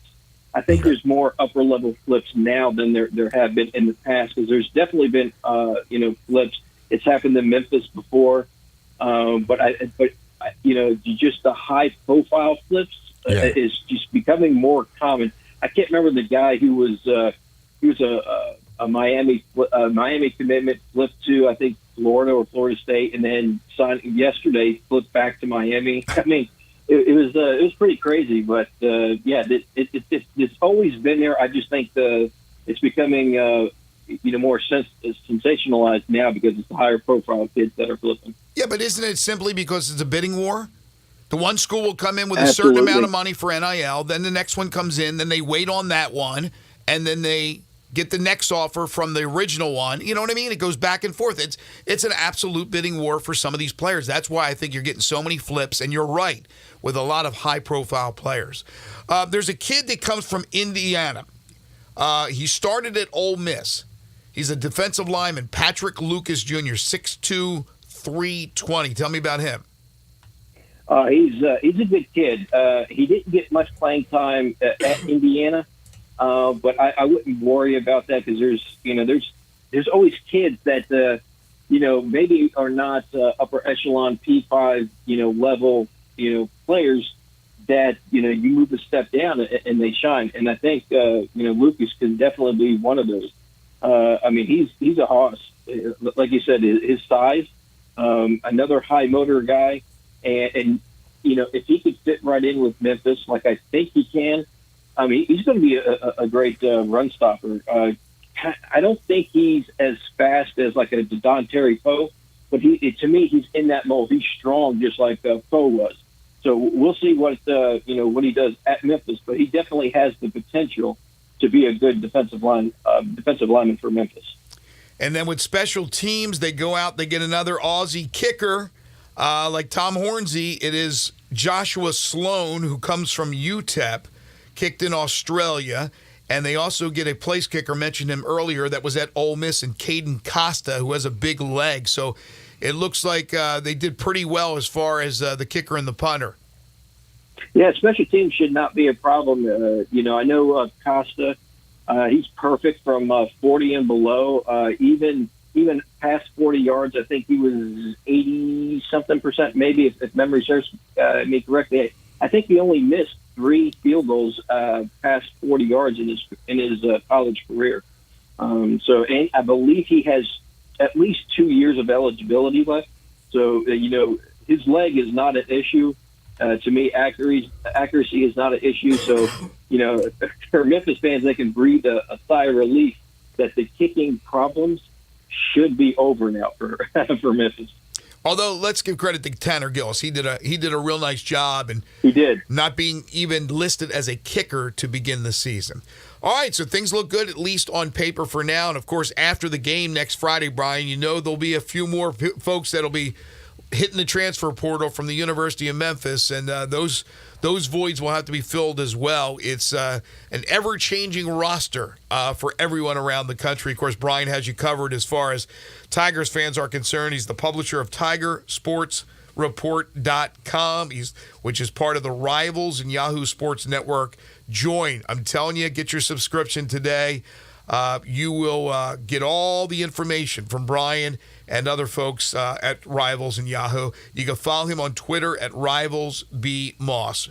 Merry Christmas, Happy New Year to you and your family, Brian, and thank you so much. We'll talk to you in the new year. You guys have a great one. Thanks. Take care.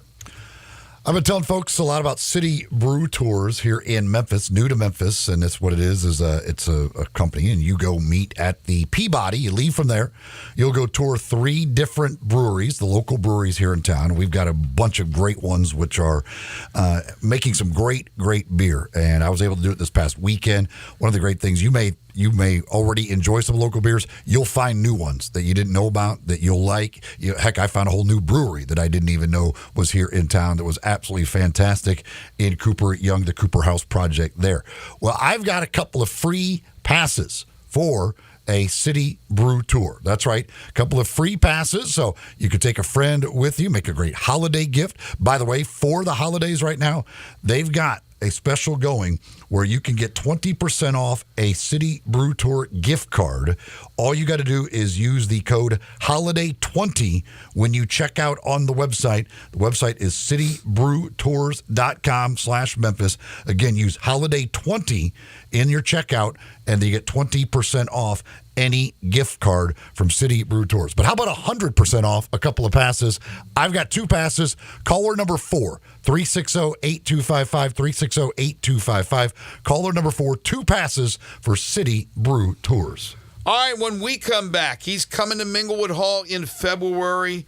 He is comedian, actor Brad Williams. He joins us next. This is Sports 56 Mornings with Greg and Eli on Real Sports Talk, Sports 56 and 98.5 FM. Broadcasting from the Family Leisure Studio, we are Sports 56 and 98.5 FM.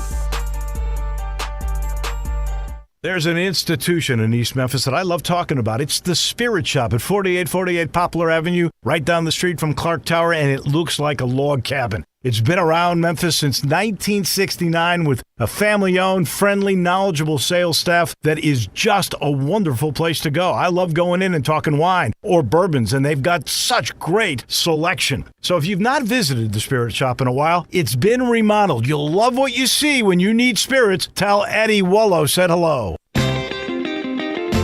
Memphis's oldest restaurant, Coletta's, was established in 1923 to give Memphians the best Italian food possible. And I'd say they got it right. They are the creators of the barbecue pizza. It was Elvis's favorite, and I know for a fact that a large will feed one person all weekend. If you need to feed several, though, Coletta's caters any event. Choose from homemade lasagna, ravioli, Alfredo, primavera, and so many other delicious items you can't help but enjoy. Impress employees or clients and treat them to Coletta's for lunch or dinner. Plan ahead and get your holiday party booked at Coletta's. Elvis's favorite place to go eat with his buddies at the South Parkway location, and Coletta's even has an Elvis room dedicated to him. Call Coletta's on South Parkway at 948-7652 or Appling Road at 383-1122. Coletta's. It was Elvis's favorite, and it should be yours too.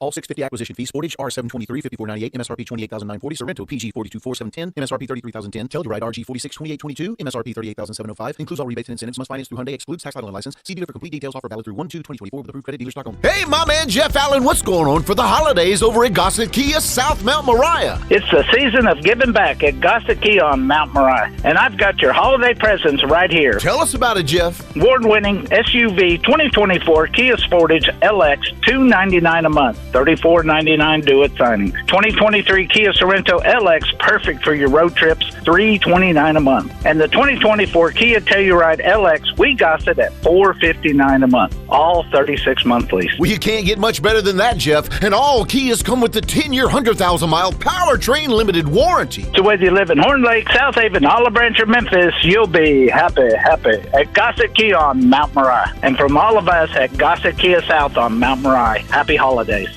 Roofs, roofs, and more roofs. Chris Price here with Metro Builders. Is your roof leaking? Do you have mold stains on the ceiling of your home or business? Is your carrier denying your claim or offering a repair simply because they don't have enough documentation? You need a contractor that performs work for insurance claims for policyholders each and every day, and Metro Builders is here to assist. Call Metro Builders. At Metro Builders, we provide free estimates, consultation, and claim repairs. Metro Builders' process of arriving, inspecting, diagnosing problems, and estimating is second to none, commercial and residential. Our team of Hague-certified technicians are standing by to assist you with providing estimates and photos to your carrier to document your loss. All you owe is what your policy states. No large fees on top of the final scope. We use high-grade materials and are certified by companies like Atlas, CertainTeed, Owens Corning, and Mulehide with labor warranties up to 50 years on all of our jobs. Metro Builders provides roof repairs across the Mid-South. Call Metro Builders to schedule your inspection free. Call me. 901-375-1717. That's 901-375-1717. Sports 56 traffic brought to you by Curfew. Enjoy the ultimate dining experience at Curfew. Thursday is Hotel Guest Appreciation Day. Canopy by Hilton guests get 10% off all food. Curfew American Tavern Craft Cocktails, your new destination. 164 Union Avenue, main floor of the Canopy Hotel.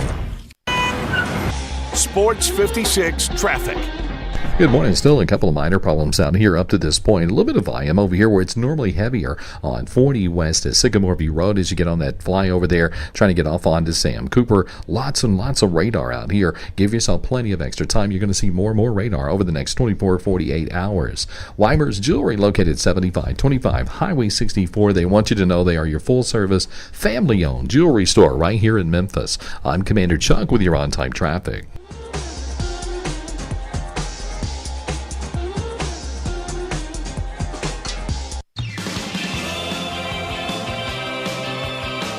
Now, back to Sports 56 Mornings. Isn't it a lovely morning? On Sports 56 and 98.5 FM. This hour brought to you by James Gaddis Jewelers. Here once again, Greg Gaston and Eli Savoy.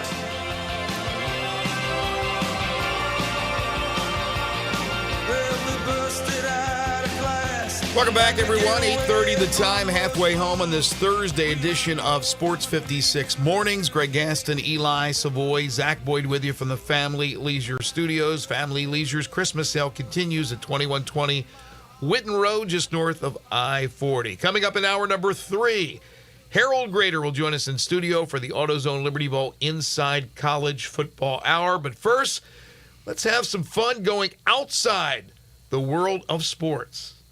Well, this is a treat for us as we talk sports most of the time. Today we get to talk maybe a little bit of sports with Brad Williams and his love for the Broncos, or maybe dismay for the Broncos. We'll find out. But we get to talk comedy. He is a great comedian and actor. He is going to be at Minglewood Hall here in Memphis on February 16th. That's a good way to kick off 2024.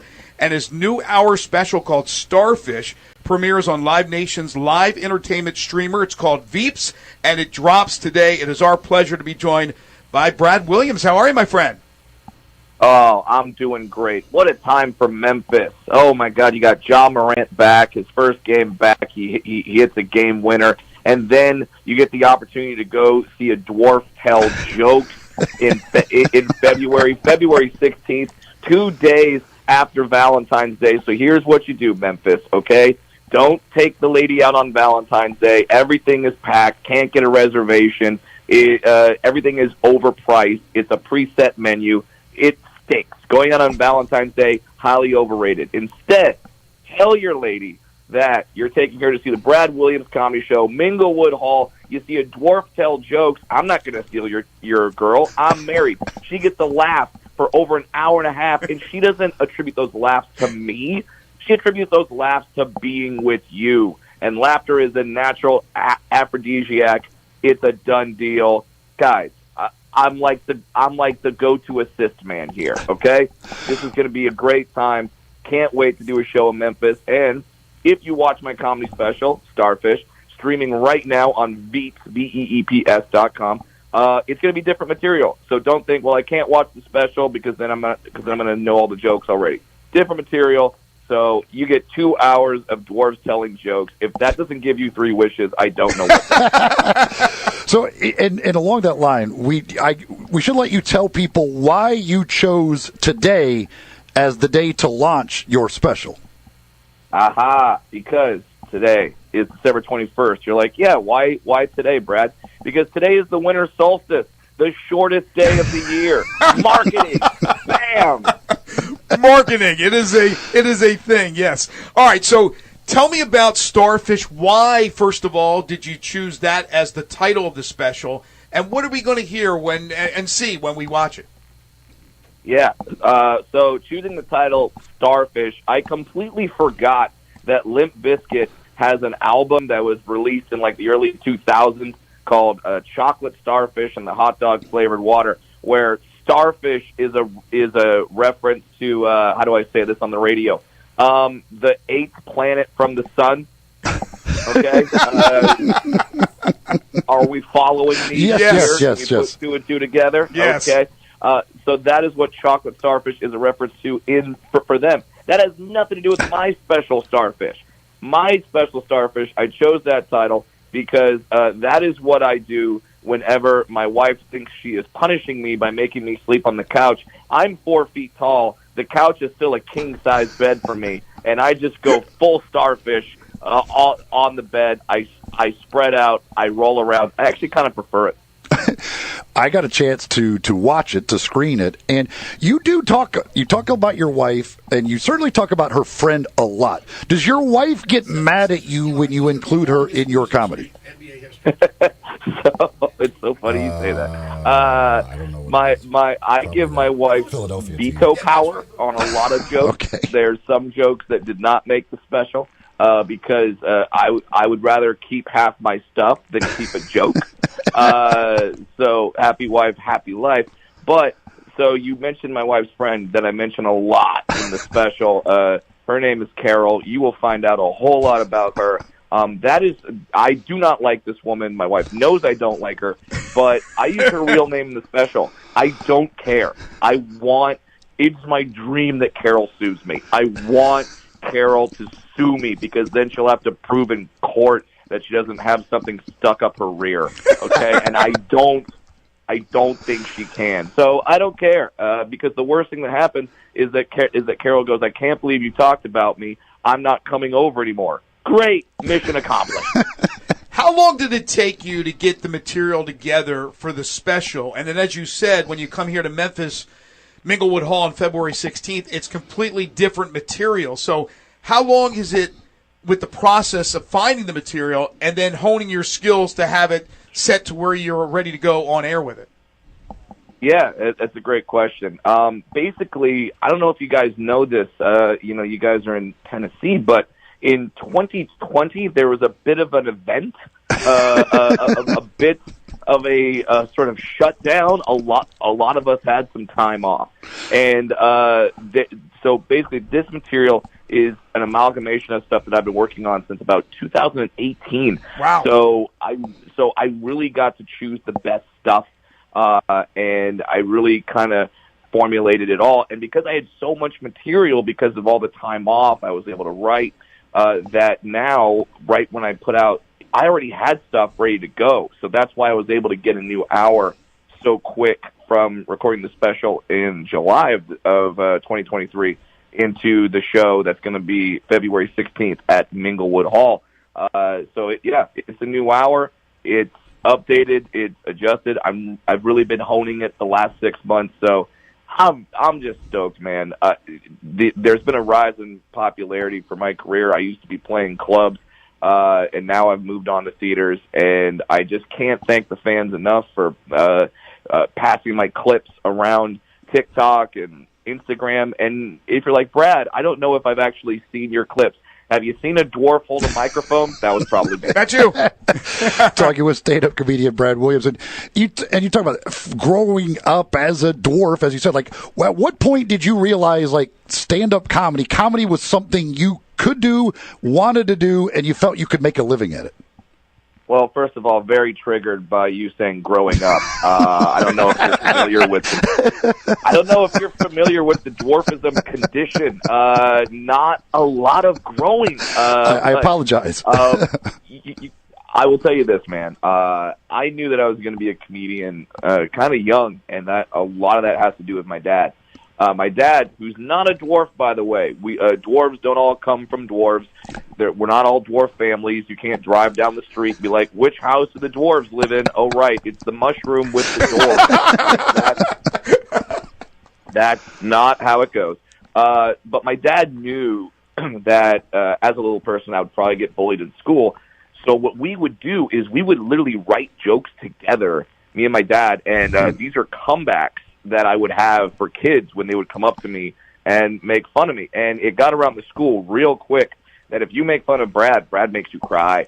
So that was always just like, oh, that's how I make people comfortable with my difference and with dwarfism, is that you make a quick joke about it, everyone gets on board. And I didn't really see a lot of dwarf comedians at the time, so I thought, you know what? Let's do it. Let's be a representative, and so far so good. Now, don't worry if you watch my new special Starfish that's streaming right now on Veeps.com, or if you go get tickets to see me at Minglewood Hall. It's not an hour of material that's like I could take a bath in a thimble. That's weird. Like, it's not that. I move on to different topics. I'm not just doing the dwarf jokes. So no matter what you're into, no matter what your political affiliation, we're going to have a good time you're going to have a good time watching the special, and you're going to have a good time watching my show February 16th at Minglewood Hall. And, of course, Brad's had a great history and great experience of having done these shows before. For those who don't know him, Showtime specials, Netflix specials. He's been on the late-night talk shows. He's acted as well. So he's been around the game a little bit. And since you have been around the game a little bit, this is an odd question to ask you. But I know that with comedians, I hear them often in interviews talk about, well, this world that we live in now, this PC world. Do you just kind of laugh at that when you talk about politically correct? I'm a dwarf, for goodness sakes. What does it matter, or does it to you right now, and how you handle some sensitive material? So for me right now, and I heard the great comic Anthony Jeselnik say this on a podcast, and it really struck with me. He actually quoted Andy Warhol, and he said, Andy Warhol has a quote where he says, art is getting away with it. And what that means is that it's art if you talk about the offensive things and the taboo things, but you do it in such a skillful way, such a fun way, such an entertaining way, that you get away with it, and it doesn't seem offensive or it doesn't sound offensive. And to me, that's the challenge, is, I'm going to talk about some things, and I do think being a dwarf helps, because if I talk about certain things, people go, you don't want to know that a guy half your size offended you. Right. That's not going to go well. You can't go to the bar and be like, I'm just triggered, Harry. That 4-foot guy said a lot of things that hurt my feelings. Okay, you can't. And then even worse, you can't fight me because, you punch a dwarf, you don't get into heaven. That is for sure.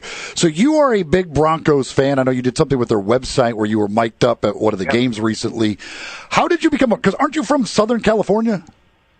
I am. I'm from Orange County, California, but my dad went to Stanford University, and so he wanted us to support a team that was led by a guy from Stanford, and that gave us two options. That gave us John Elway with the Broncos or Jim Plunkett of the Raiders. And I don't have face tattoos or priors, so that made the choice very obvious, and now I'm a Broncos fan, which is crazy because now I'm getting a little more popular, and the team has been so kind to me. They put a clip out. They invited me to the game, and they put me on the big screen. They put me on the Jumbotron. They played the song "Who Let the Dogs Out," and I started dancing. And someone filmed it. That we put it on the internet. It went viral. Seriously, over 8 million people have watched me dancing to "Who Let the Dogs Out." The most amazing part of this video is not a dwarf dancing to "Who Let the Dogs Out." If you look just to my left, your right in the video, there is a guy in mutton chops, and he's lip-syncing to "Who Let the Dogs Out." So here's a dude in his 50s. He looks like a Civil War captain, and he's singing to "Who Let the Dogs Out." I think that's the most impressive thing in the video because he's just going nuts. And I'm like, you know what? We're going to be okay. If a guy with mutton chops can dance with a dwarf to Who Let the Dogs Out, that's just a world of harmony that I want to live in. Brad Williams joining us here on the program. Do you follow any other sports, any other teams, or just basically football? I follow a little bit of everything except for maybe, I don't know, curling.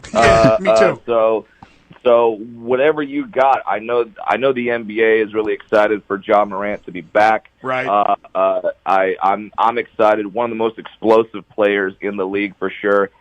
Took no time reestablishing himself as that player, as that guy, coming in, hitting the buzzer beater, getting a big win for the Grizzlies. I just think it's more exciting when you have the most exciting players on the court.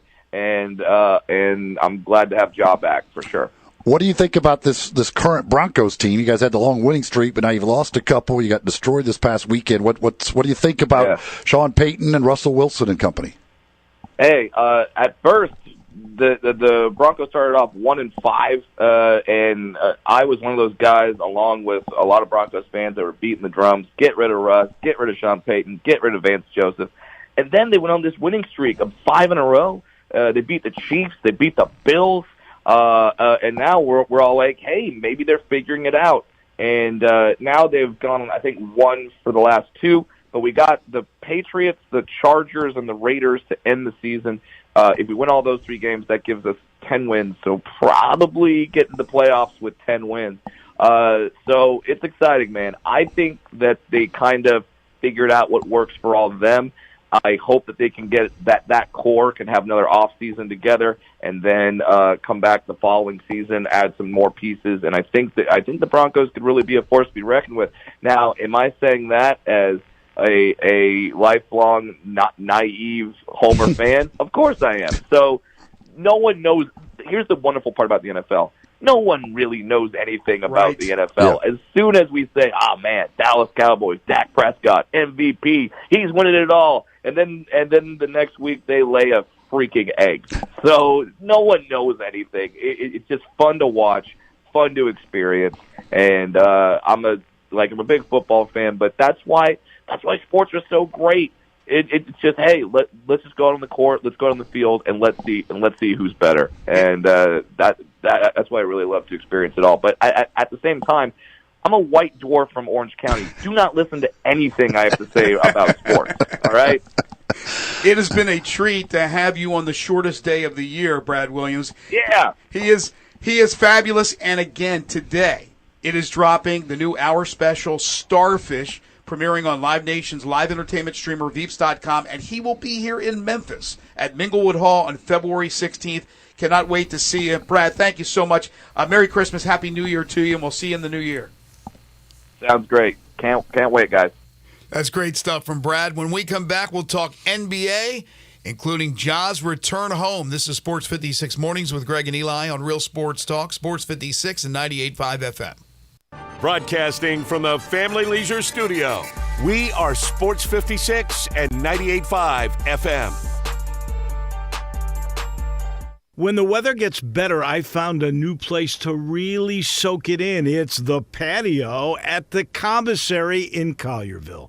We all love the delicious Memphis-style barbecues. You can begin your barbecue fest with some great appetizers like the cheese plate or the tamales or the barbecue nachos. Oh, those smoked chicken wings, they're terrific too. Then dig into the ribs or the barbecue shoulder. Get it chopped or pulled on a sandwich. A big sandwich, or you can get it on a plate. You've got choice, and you've got choice in places. Don't forget the Germantown Commissary as well. Comes with beans and slaw, deviled eggs they're famous for. And Brad, you can even order by the pound, a 6-pack or an 8-pack or even a 12-pack. The Boss Man salad, the chicken plate, the barbecue shrimp. There's something for everybody, and those great desserts. The best icebox lemon pie anywhere. Or my favorite, the banana pudding. Check out the patio, TVs for sports, and music on the weekends. You love the Commissary.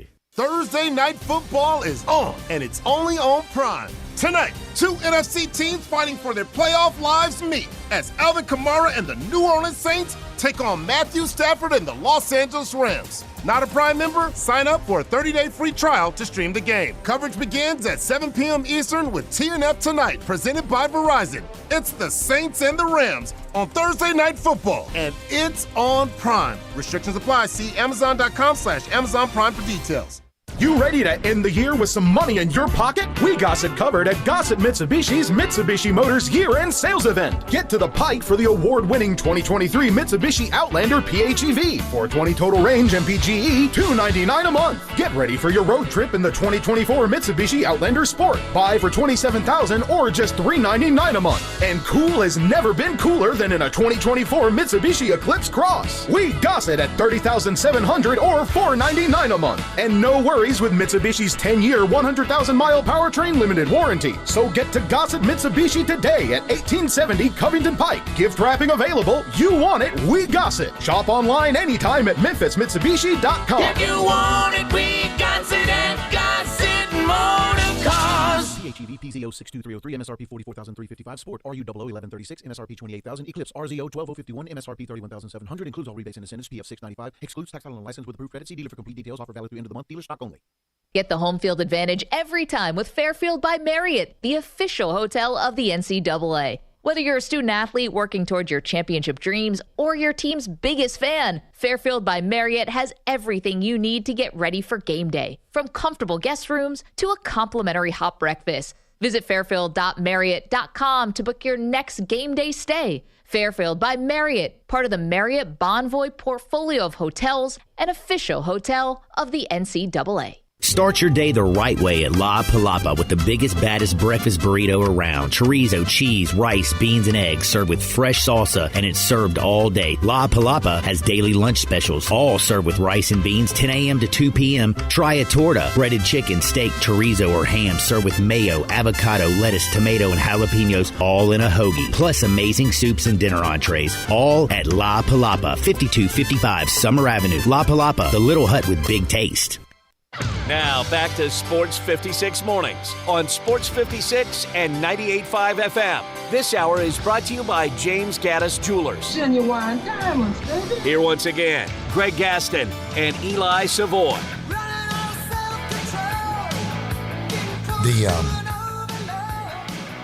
Brad Williams, the Starfish special that does come out today, really, really good. I'll be honest, I didn't know. I'd never seen any of his stuff before, but I watched the Starfish thing. He is really good. He's really funny. There's some great stuff in that Starfish special. Actually, I think I'm going to try and go see him when he comes in February because he is really, really funny. Yeah, hopefully a lot of people come out to see him. He is very talented. So the Florida State Board of Trustees is meeting today. They have called a meeting in order to discuss their possibilities in leaving the ACC. There is some reports that that it is believed they will approve some sort of legal filing today to try and basically find their way out of having to pay hundreds of millions of dollars to leave. Right. The contract runs through 35?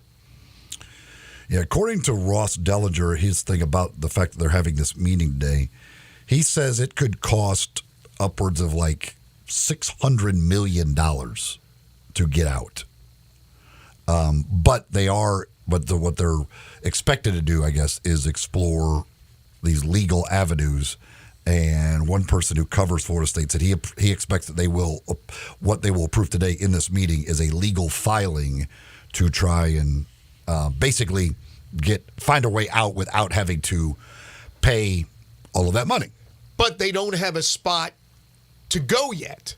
They don't have a place to go. No, I mean, they're just kind of wrangling to see where they are. Yeah, again, I mean, if they're going the legal channel, this is something that's going to be a long process anyway. So it's not like they're announcing they're leaving. They're just what expected is they're looking at, again, approving some sort of legal filing to try and see, is there a way out of this grant of rights and not have to pay, again, hundreds of millions of dollars to leave. Oregon State and Washington State, according to reports, near an affiliate deal with the WCC for all sports other than football. So that includes hoops, Oregon State, Washington State, to join the West Coast Conference. NBA, lots going on. Will the streak end today for the Detroit Pistons? They have lost 24 straight games. The record, you ask. Well, nobody asked, but I'll tell you anyway. Spanning over the course of 2 seasons, 2014-15, 2015-16, the Philadelphia 76ers lost 28 straight. Detroit's at 24 straight. Tonight they host the Utah Jazz. The Utah Jazz are 10-18, but they are 2-13 on the road. After tonight, they play the Nets twice. I'm talking about the Pistons now. Home and home with the Nets. Then the Celtics. Then the Raptors. If they lose 5 straight, 5 more, that would be 29. That would be the record. Does the streak end tonight against Utah? I don't think you can expect the streak to end at any point. I didn't say expect. What is your guess, though? It's going to end at some point, but at some point we're all going to die. At some point, it's going to be a surprise when it does. If you look at each game individually, you're not going to expect them to win one. The Los Angeles Clippers win again last night. They have won 9 straight games. Remember the struggles as soon as they acquired James Harden? They were struggling. We were laughing at them. Everybody does that. We're instantaneous, reactionary people. And now all of a sudden they've gotten their act together. Yeah, Kawhi is on one right now. Kawhi has been going off. He has been regularly over 30. Harden's numbers are really good during this stretch as well. But yeah, Kawhi looks healthy and is playing some vintage Kawhi basketball right now. Speaking of going off, Joel Embiid, another 50-point performance. He has been on a torrid streak.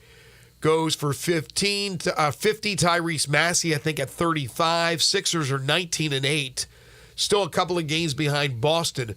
But Joel Embiid, MVP last year, certainly in the running again this year. When you look at the history of Philadelphia and the great players that have played for the 76ers, including the good Dr. Julius Erving, including Charles Barkley, Philadelphia has had a lot of great players. Moses Malone. Obviously, Wilt played for the Philadelphia Warriors, so he didn't play for the Sixers. Hal Greer, Hall of Famer. Billy Cunningham, the Kangaroo Kid. Allen Iverson. Where does Iverson fall? Where does Embiid fall on that list? He's closing the gap to be the greatest 76er ever, is he not? He's certainly moving up there. You start winning MVP awards and perennial first team or second team All-NBA, yeah, you move up in a hurry. He has to be moving up that list. I would imagine that he certainly is. I know a lot of people from that area, they love the Sixers. Sixers weren't my thing. NBA really growing up wasn't my thing. I like the Knicks and Earl Monroe. Who, by the way, I got a follow now from Earl Monroe on Twitter. On X. I'm so happy about that. It's a big moment in my life. But anyway, they are fans of the Sixers, and they just love Embiid, and they're ready to put Embiid at the top over Barkley and Malone and Dr. J and all that. I'm saying, hey, hold your horses, but he's certainly getting there. Tonight it is John Morant's home return. After what he did against New Orleans on Tuesday, what does he do for an encore tonight against the Indiana Pacers, the highest-scoring team in the NBA? If you like fireworks, you want to head on over to FedEx Forum. As I said, and I always say with John Morant, he is entertainment that comes in a explosive package. It is appointment viewing. You have to watch because you may see something you've never seen before, and you don't want to miss out, although you'll see it on highlights. You'll see it on SportsCenter. But tonight should be a lot of fun in Ja's return after the boos that came out for him in New Orleans. A little bit surprising. The cheers will be obvious tonight. People standing on their feet, welcoming him back, and hopefully he can put on another show. His over-under tonight is 30.5 points. I would go over. For him to score 40 is plus 420. Take a shot, right? That's what DeMichael Cole mentioned yesterday, that he was leaning that way. I said triple-double. His triple-double. Gosh, he's only plus 700 for a triple-double. Tyrese Halliburton's plus 3,600. Jaws plus 700 for a triple-double tonight. That should be better odds. So I'm thinking you're going to get better odds, but I think he's going to get a triple-double. Well, only because the over-under tonight, by the way, 246.5. Yeah, they're playing Indiana, and it's a scoring fest every time they play. So the thought is, yeah, he's going to accrue to all those numbers, get to the triple-double mark, so they don't want to make the odds too much in your favor. But I just think it's going to be electric tonight at FedEx Forum. We had given you away tickets earlier today and earlier in the week, so we certainly hope those who won enjoy the game tonight. Again, should be a lot of fun.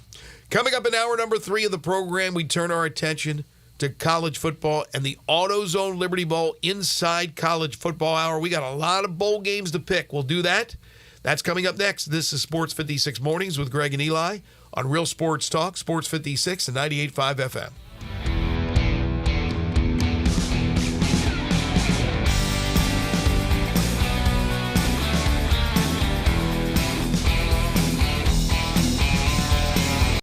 Check. You might already know about the Acura MDX. V6 engine, seat 7. We have an announcement. We swapped that engine with a specially made 3-liter turbo V6, race-tuned the steering and suspension, and for the first time, added Type S performance to an SUV. So we're just gonna drop this right here.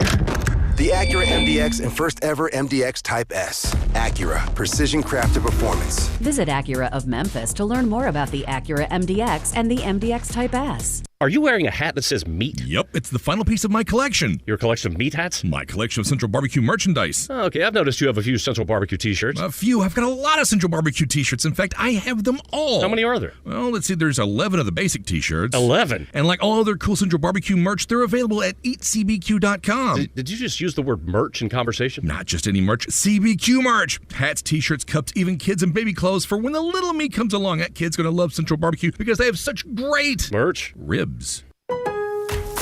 Don't miss out on new deals every day during Lowe's 25 Days of Deals.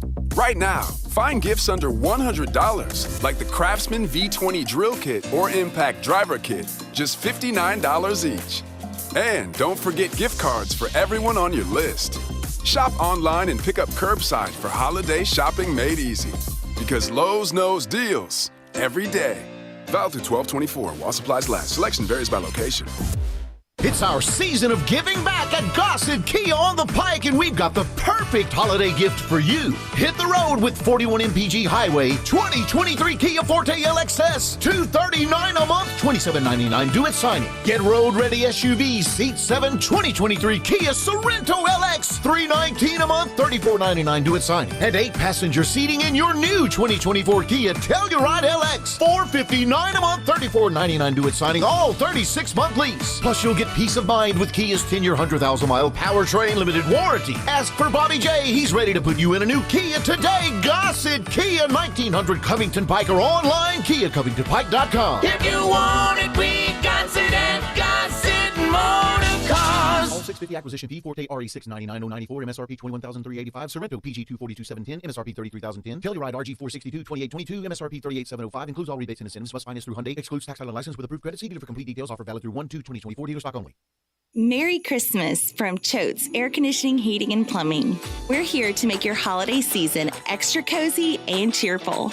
For the first 50 customers who purchase a new Carrier system or tankless water heater, we have a special gift for you. Choose from a free 75-inch smart TV, a PlayStation 5, an Xbox X, a Nintendo Switch, or a $500 gift card on us. It's our way of spreading holiday joy. But hurry, this festive offer will only last through December 24th. Enjoy a comfortable Christmas and a special present from Choate's. Because when you choose us, you're not just a customer, you're family. Schedule your free estimate today at 901-347-8086. Choate's Air Conditioning, Heating, and Plumbing. Let our family serve your family this holiday season. Wishing you a warm and joyful Christmas from Choate's. The season has changed. You know how I know? It's finally here, the Family Leisure Christmas Sale. Excellent deals on pool tables, shuffleboards, and saunas. Oh, we're just beginning. Tired and sore from shopping? Check out the huge selection in stock of hot tubs and massage chairs. Oh, and you can surprise the kids with the best stuff, like a new arcade, a game table, even a play gym. Gifts for the whole family to enjoy and enjoy together. Also on sale, theater seating, outdoor kitchens and grills, patio furniture, and fire pits. Merry Christmas from our family to yours. That's Family Leisure of Memphis. Every year we wait. They always deliver. They've done it again. The Family Leisure Christmas sale is happening at I-40 and Whitten Road. That's 2120 Whitten Road to be exact. That's the place of shopping heaven. Family Leisure, where family and fun all come together. We are Sports 56, WHBQ Memphis, and W253DF Memphis, Flynn Broadcasting Stations. Sports 56 traffic. Good morning. Just a couple of minor accidents out here in the last hour or so. Still a little bit of volume trying to get down 385 Billmores Parkway, passing Riverdale all the way to 240. Lots of radar out here already this morning, especially I-40 as you head out into Fayette County. You're going to see a lot of that radar over the next couple of days. Be careful. Hey, Weimer's Jewelry, located 7525 Highway 64. They are your last-minute Christmas shopping headquarters. Go see them today. Shop local. Save a lot of money at Weimer's Jewelry. I'm Commander Chuck with your on-time traffic.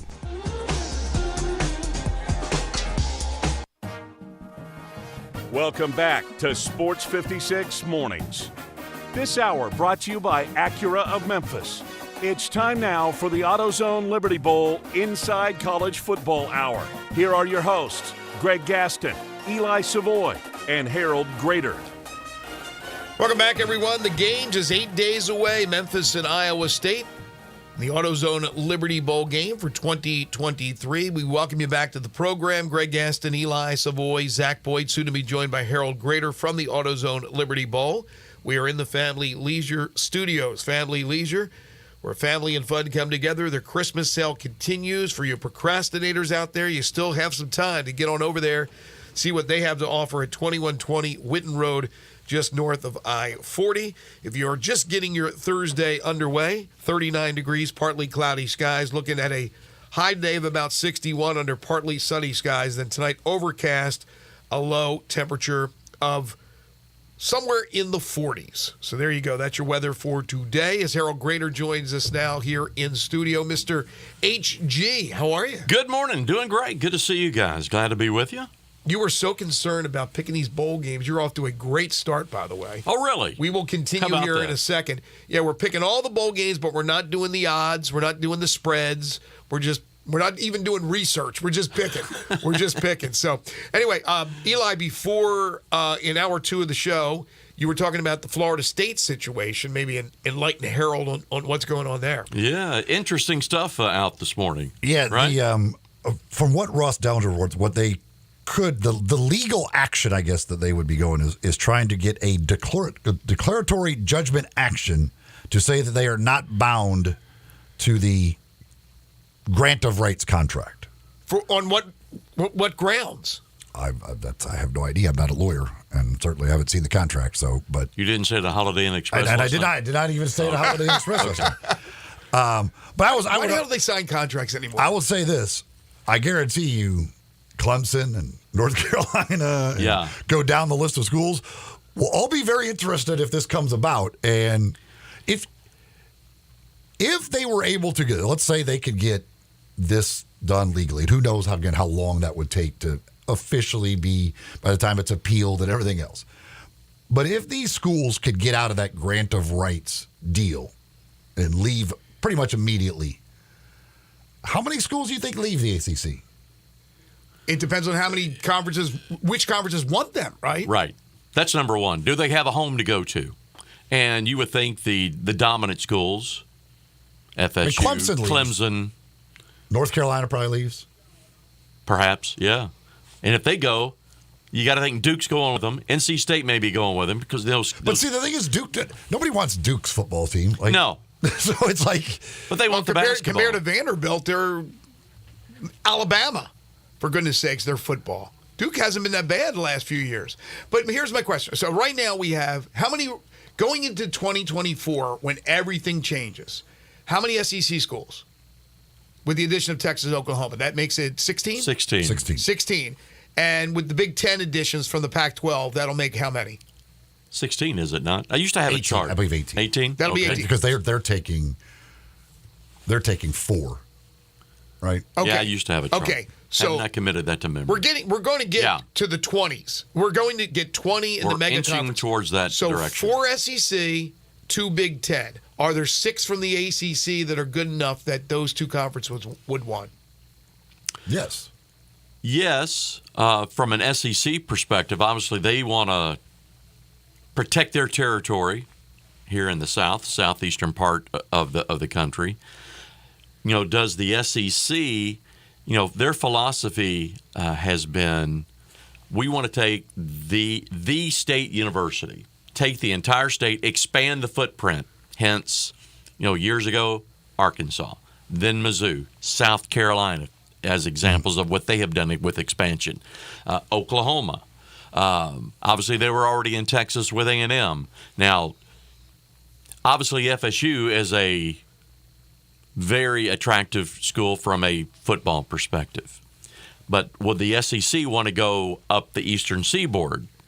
Take a North Carolina or a Duke or a Virginia where they're expanding the actual footprint of the conference. It's going to be interesting. It's my understanding. Obviously, the lawyers for FSU have been looking at this issue for at least a year, maybe more. And the other schools, too. Like, I'm sure they've all been looking at this, trying to see if there's a way. But they have been the most vocal about their displeasure. First, it was about revenue and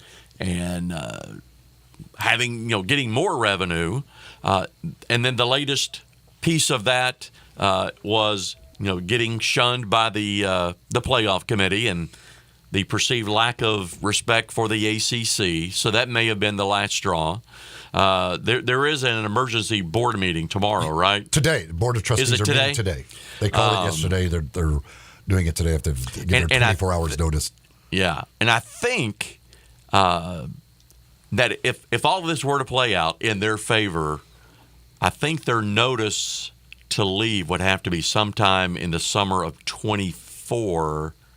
Take that back. It is tomorrow. They called the meeting today. They announced the meeting today. Tomorrow, it's the 24-hour rule that they have to do. Yeah, and again, I think that window, if they were to take that step, I think they would have to notify the league they're leaving. I want to say it's sometime next summer, July, August of 24, to say at the end of the 24 fiscal year, we're heading somewhere else. Yeah, but why I think that's the timeline. But should all this play out, that would require right now. For the legal process to play out very quickly. I can't imagine. Which is why they're asking for a declaratory. Yeah, why are ruling. they calling them for an emergency board meeting if it's going to play out so long, like you said? Why is it that they're so desperate to have this meeting tomorrow?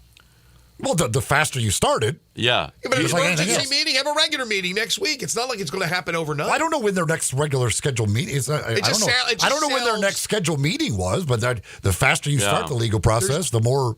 It just sounds like that sense of urgency, which obviously when you say emergency, there is a sense. It's not emergency. I didn't say emergency. It's just not a scheduled meeting. Give me the clarification. What did you say specifically? It was a. They called the meeting. I thought it was an urgent meeting or something you had said. If it's just a regular meeting, okay. It's not a scheduled meeting. They called it's a special. It's not a scheduled meeting, but it's not necessarily an emergency meeting. I mean, okay, you can term it however you want to term it. I mean, it wasn't on their agenda. They called the meeting today, and they'll have it tomorrow. It's a special meeting of the board. Okay, that's okay. Whatever adjectives you want to attach to it. But the thing is, we talk about, I'm sure Clemson's watching this closely, and I'm sure all of these schools are watching this closely, or whatever comes out. But you also look at the trickle down to the University of Memphis. Absolutely. And other schools. Is there an opportunity? If suddenly Florida State and their lawyers find a way that we can get out of this grant of rights, opening the door for them to leave, presumably Clemson to leave, who knows how many other to leave, well, now we suddenly have a new conference opening of, hey, we need schools. And we already know the ACC's gone once to the AAC. Right. Little special circumstances there with Clemson or with SMU and what they're willing to give up. But, I mean, this Again, from a Memphis perspective, you hope that Florida State's lawyers figure this thing out and find a way out of that grant of rights deal. Yeah, I mean, obviously the conversation here in Memphis and with the University of Memphis has been looking west to the Big 12 all these years. There may be an opportunity, if this were to play out, to look east. And I would say, again, taking my bowl hat off and putting on my University of Memphis alum fan hat, if that were to happen, obviously the key things for me would be, one, is there any resemblance of an actual ACC, or is it just a reconstituted American? Yeah, that's what I wonder, how many teams leave? Is it a quote-unquote Power 5? Are you going to have all of the benefits of being in a Power 5? Who are you joining? Who's left? Is there some substance there? Or do you stay where you are? I mean, again, if the pieces are going to be moving, what comes if they were to contemplate potentially moving to the ACC?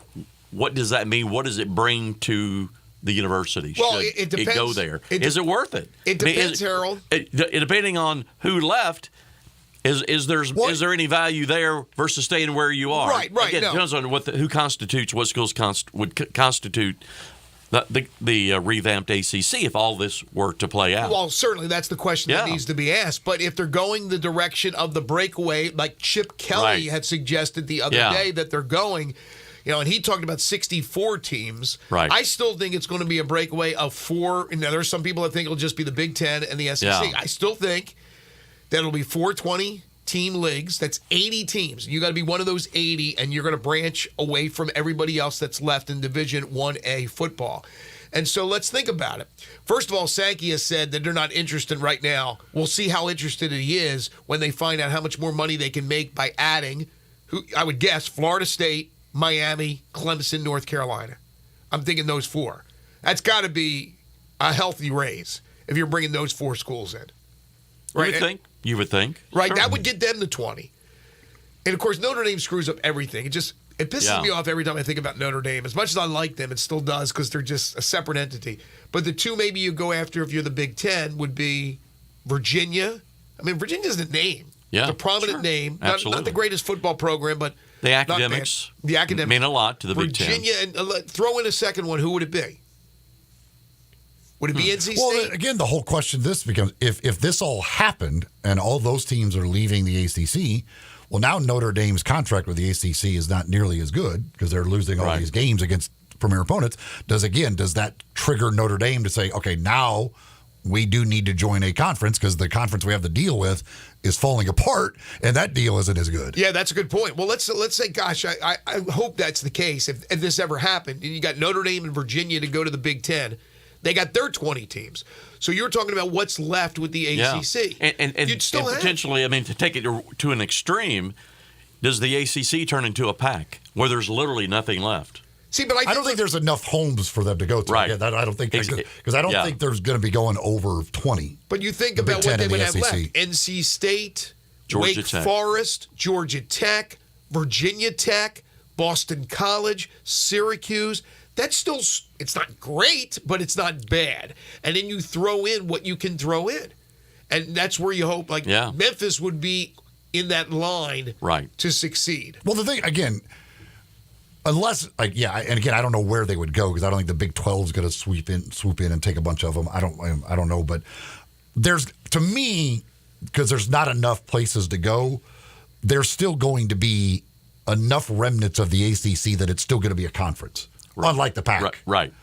And if there's still enough remnants that it's going to be a conference, it's going to be better than the AAC. Because they're going to take AAC schools. So if you're not one of the AAC schools they take, the AAC is going to lose other schools, and you're just going to be left with more scraps from the AAC. You'd much rather be left with the scraps of the ACC than left with the scraps of the AAC. Right. Yeah, so true. And then pulling in from the Sun Belt and Conference USA. But the other scenario, too. This may be the last train out of town. Yes, no, yeah. That's to right. use that analogy. That's right. Because suddenly you better be on it. Yeah. And they know that. They know that. And absolutely. And hence the stadium stuff and it started with the renovations and all of that stuff. If they are, and again, this wasn't a theory that I came up with. I think Jackie Sherrill originally had that on our station. Yeah. 420s. The Big 12, where do they sit with teams? How many teams do they have right now? Would they, if it was a 20-team deal, they have to add as well. The Big 12. They have to. They're at right now, what, 16?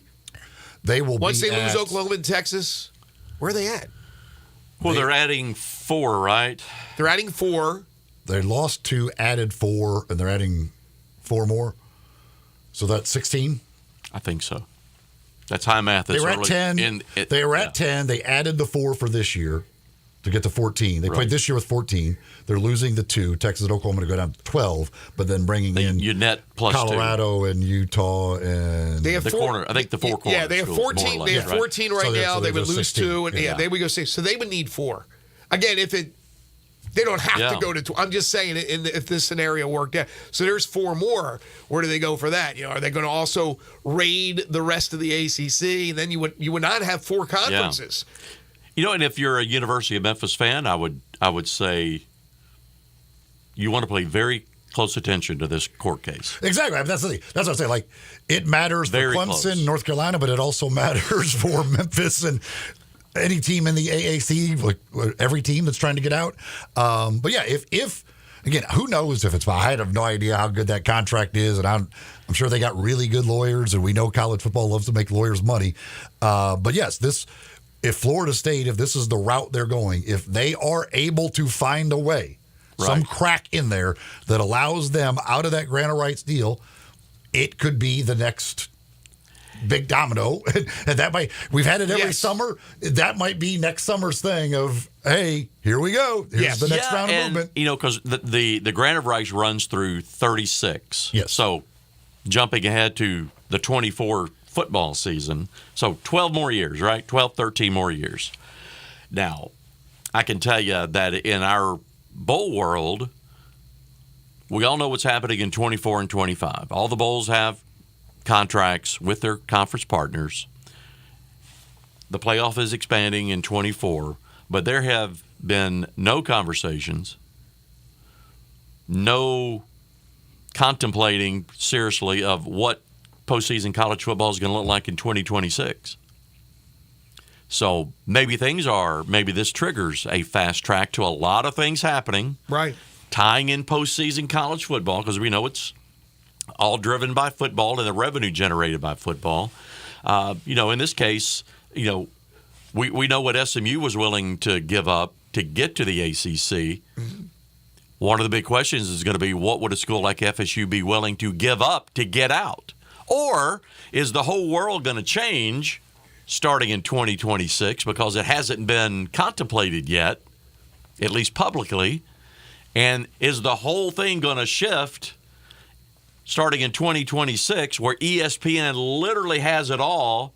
So all that ESPN money, what now is controlled in a grant of rights, maybe it becomes a moot point. It's meaningless because we're all in this together. It's just this one huge pot of cash, and a grant of rights doesn't mean anything. You're freaking me out, because man. it's all SEC money. What difference does it make? I mean, it's all ESPN money. So what difference does it make?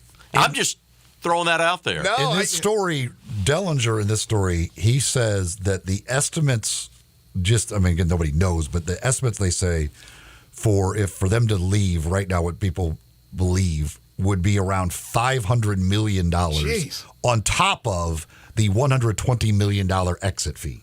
So you're talking $620 million. Well, you know what? They ought to call Jimbo Fisher and get along. All right, let's. If they're, and listen, there's a lot of money in college football. Nobody can afford to pay $620 million just to get out of a conference. No. That is. You wouldn't think. There's no way you would be paying that much money to get out of a conference. It can't be that valuable to get out of a conference. I just wonder again about. They're mad, but they're not that mad, meaning crazy. Yes. Also, I just wonder how ironclad these contracts are. $120 million exit fee. Right.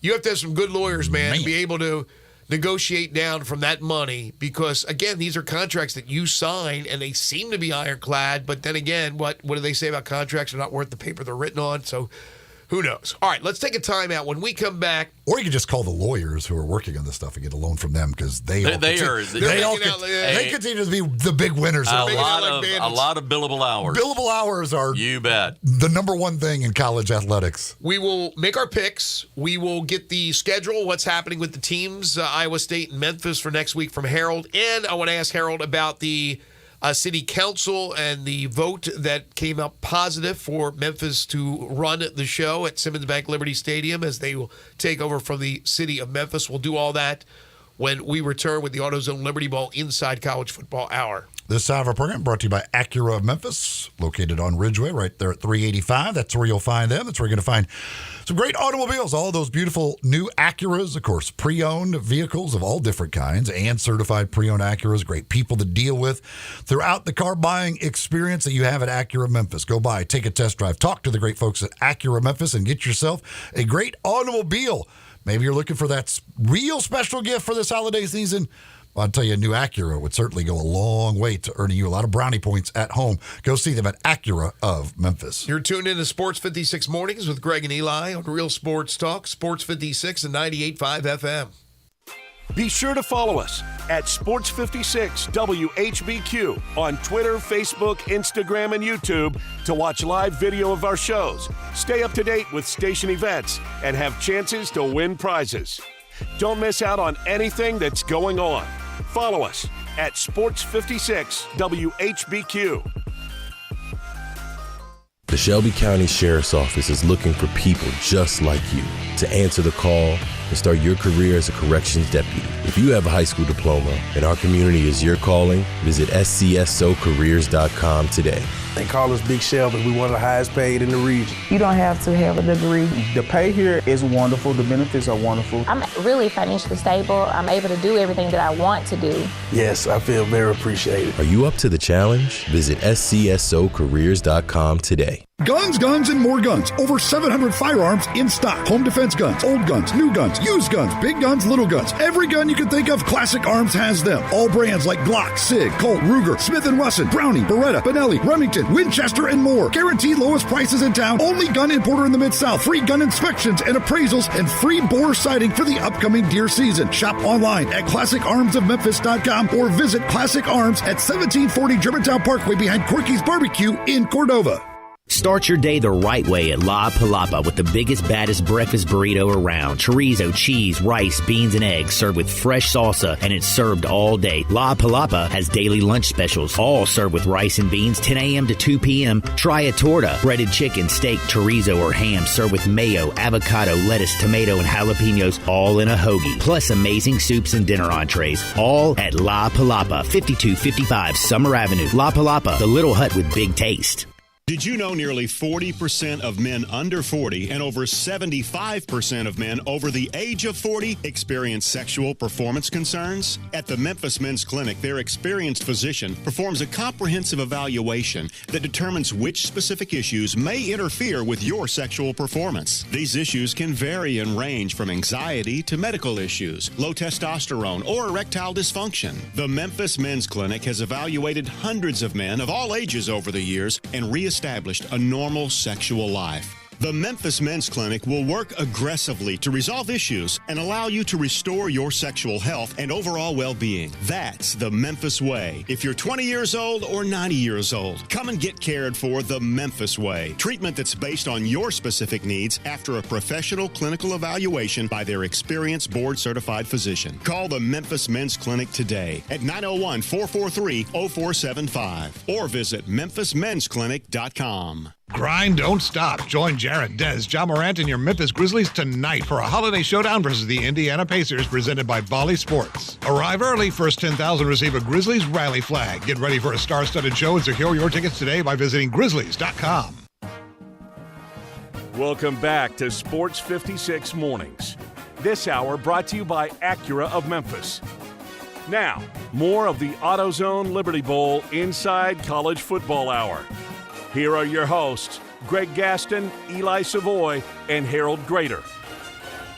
So, HG, we were talking earlier in the show about the situation with the stadium. Obviously, the vote went in favor of the university taking over the ownership, if you will, running the show at the Liberty Bowl, Simmons Bank Liberty Stadium. So it would be actually for your game, for the Southern Heritage Classic, for all the Memphis games, for any concerts they have there, or any other shows they have there. But it's still not official. Right. And so we were talking about Fred Jones and the Southern Heritage Classic and his company and their deal.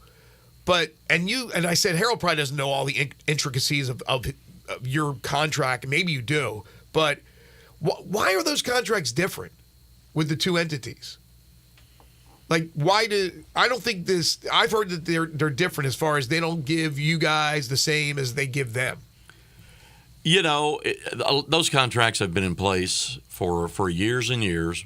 Mostly the terms have remained constant and consistent over the years. Just roll it over. It's just, why are they different? Because, Fred's needs and wants are different from our needs and wants to put on his game versus us putting on our event. That's the short answer to that. Is all of this stuff done? No, not yet. There's still a lot of conversation going on and give and take yet to be had. And I'll leave it at that. Are we expecting things to work out and we proceed with a renovation to the stadium? Yeah, we think all that's going to happen. What the timeline of that looks like, not sure. But if they stick to the timeline that's been discussed over this past year, down goes the west side sometime, hopefully early in the new year, with the expectation of the construction being completed in time for the 25 football season. Right. We know they can't start at least until the minutes from the previous meeting are approved at the next council meeting, which is not until January 9th. So it's not like I think we had the vision of like, as soon as you guys walked out the building over there, finishing up your game, like here comes some dudes with the demolition balls and all that. Yeah. But it won't happen that early. But hopefully it will happen, like you said, sooner than later, so they're not off as far as their timing is concerned. I'm trying to get that thing done and complete it for when they want to for the start of the 25 season. All right, time to pick some bowl games. We have picked 9 so far. Let me count. 1, 2, 3, 4, 5, 6, 7, 8, 9. What was the last one we picked on the schedule, Greg? The last game we had was the Frisco Bowl, UTSA, and we all picked the winner there. But I have struggled a little bit out of the gate. You are off and rolling, Mr. Grader. 1, 2, 3, 4, 5, 6, 7, and 2. I'll take it. 7 and 2. So let's get going here. I'm sure we won't get to all of them here in this segment. We begin tonight, USF, Syracuse, Boca Raton Bowl. Eli, or Harold, begin with you as always. Boca. Syracuse does not have their starting quarterback, Garrett Schrader, the former Mississippi State quarterback. He is out for South this game. Florida. It's in Boca, more or less a home game. Give me South Florida. Give me the Bulls. Eli? Yeah, I'm going to go USF. Let's go American. P6 pride. There you go. Alex Golesh has done a nice job with that team. I got to catch up. I'm already in a hole. Looks like I'm going to be buying lunch at this point, but I will go, just to be different, Syracuse. Gasparilla, that will be Friday. Georgia Tech, UCF, both teams 6-6. Eli. UCF. Former P6 pride. Yes. I am picking UCF as well. The trifecta, UCF. It's a clean sweep for the Knights. We move on to the Saturday games. There are 6 bowl games this Saturday. Birmingham Bowl, Troy and Duke. Troy's 11-2, by the way. I pick first. Duke doesn't have their quarterback. He's moved on to Notre Dame. I'm going to go, and Troy lost their coach. Right? Sumlin? He's now the head coach. Sumlin. Yeah. Sumrall, excuse me. Mm-hmm. Yeah. He's now the coach at Tulane. I will take, nevertheless, I'm going to take Troy. Harold? Home game for Troy. I'm taking Troy. Eli? I'll take the men of Troy. Clean sweep there. The Camellia Bowl. Where's the Camellia Bowl, by the way? Where do they play that thing? Is that the one in Montgomery? I think it is. Yes, I believe so. Northern Illinois, Arkansas State, the Red Wolves. My man Butch. Harold? Butch Jones. Oh, Butch Jones all the way. You kidding me? I'm not going to pick against my buddy Butch. Eli? And I'm not going against the land of Lincoln. Give me Northern Illinois. Wow, I could get one back on Harold here, but I'm kind of with you with Butch. What a turnaround they made this year after the start they got out to. I don't know much about Northern Illinois. I'm going to go Arkansas State, so I'll go with the Butcher. All right, Armed Forces Bowl, James Madison Air Force, JMU 11-1, Air Force 8-4. Eli. There's some people not playing for. Is JMU's quarterback playing? I can't remember. I'm not sure. I stopped trying to keep track. I can't remember if he's playing or not. I'm gonna take James Madison. I was so high on Air Force, and then they got their butts kicked. Yeah. JMU's gonna be fired up for this one. I'm gonna go JMU. Me Harold? too. Yeah. Okay. James Madison. Oh, the old famous Idaho Potato Bowl. Georgia State, Utah State. It's probably the one game. I mean, there's a bunch of these games, but the one game I'm like, just who cares? It's out west. Yep. Long trip for Georgia State. Is it my turn to pick? Well, they're taking a plane, Greg. I mean, it's not like they're taking the wagon to covered wagons. Oh, they're not. I thought they. There's gold there in those mountains. We're headed west. That flight is. Oh my gosh, it's an extra hour. Oh my gosh, Good point. I'm still taking Utah State. Give me Utah State. You're right. And they loading up on the train. Look, let me tell you, we had our. I've been to Boise a couple of times back in those days when we were with the Mountain West, and of course we had Boise in our game. Great town, fun place. And for the bowl trip, they take the teams, go snowmobiling and all that. Really? I mean, they do a great job out there. Plus, obviously, you get to eat potatoes. Any and every part of the potato and the way it's potatoes at every meal out there. Probably sick of potatoes after that trip. Hey, I can eat some French fries. Yeah, there you go. So who are you taking? What does any of that have to do with my pick? I was just throwing that out there. I'm going with my friends. I mean, that's the way I roll. Blake Anderson, right? He's still out at Utah State. Yes, he is. I'm taking Utah State. Eli? I don't know what the weather's going to be like for the game. I assume it won't be great. Let's hope it snows. Utah State more prepared for that. I'll take Utah State. Okay. We move on to the Ventures Bowl, 68 Ventures Bowl. What is that? I have no idea. But South Alabama, Eastern Michigan. Harold. What are their records? It's both 6-6. Both 6-6. This is the game in Mobile. Oh, it's in Mobile. Home game. That's a home. Oh, it's probably at their stadium. South Alabama Stadium, right? They don't play at Ladd Peebles? Yeah, I think I think that went the way of the Buffalo. Oh yeah, that's a home game for South Alabama. That went the way they're traveling with they're using that Buffalo on the covered wagons. The covered wagons. South Alabama. All right, Eli. Yes, South Alabama is a 17-point favorite. I think I'll roll with them. Yep, I'm going there as well. We go to the Las Vegas Bowl. Utah and Northwestern. What a turnaround for Northwestern with everything that happened with Pat Fitzgerald. Utah's a 6-point favorite. I don't know who's quarterbacking in this game, but for Utah, it's Eli's pick first. Utes. Yeah, I like Utah.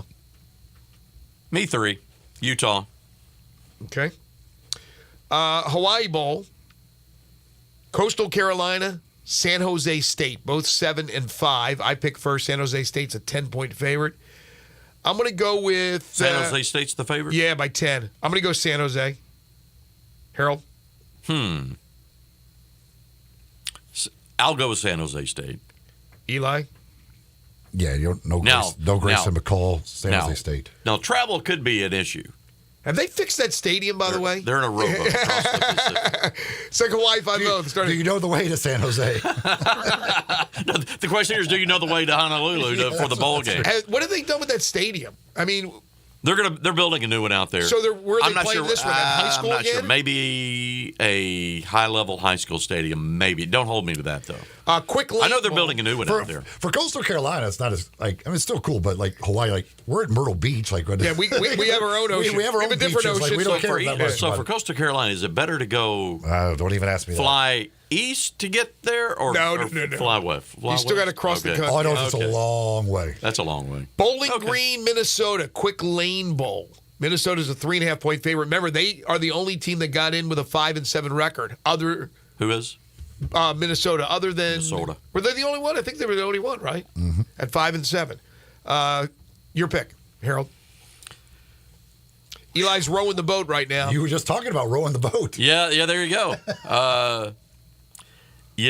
I've been picking the smaller school in most of my picks. Gosh, this one, Minnesota. Eli? Minnesota, A.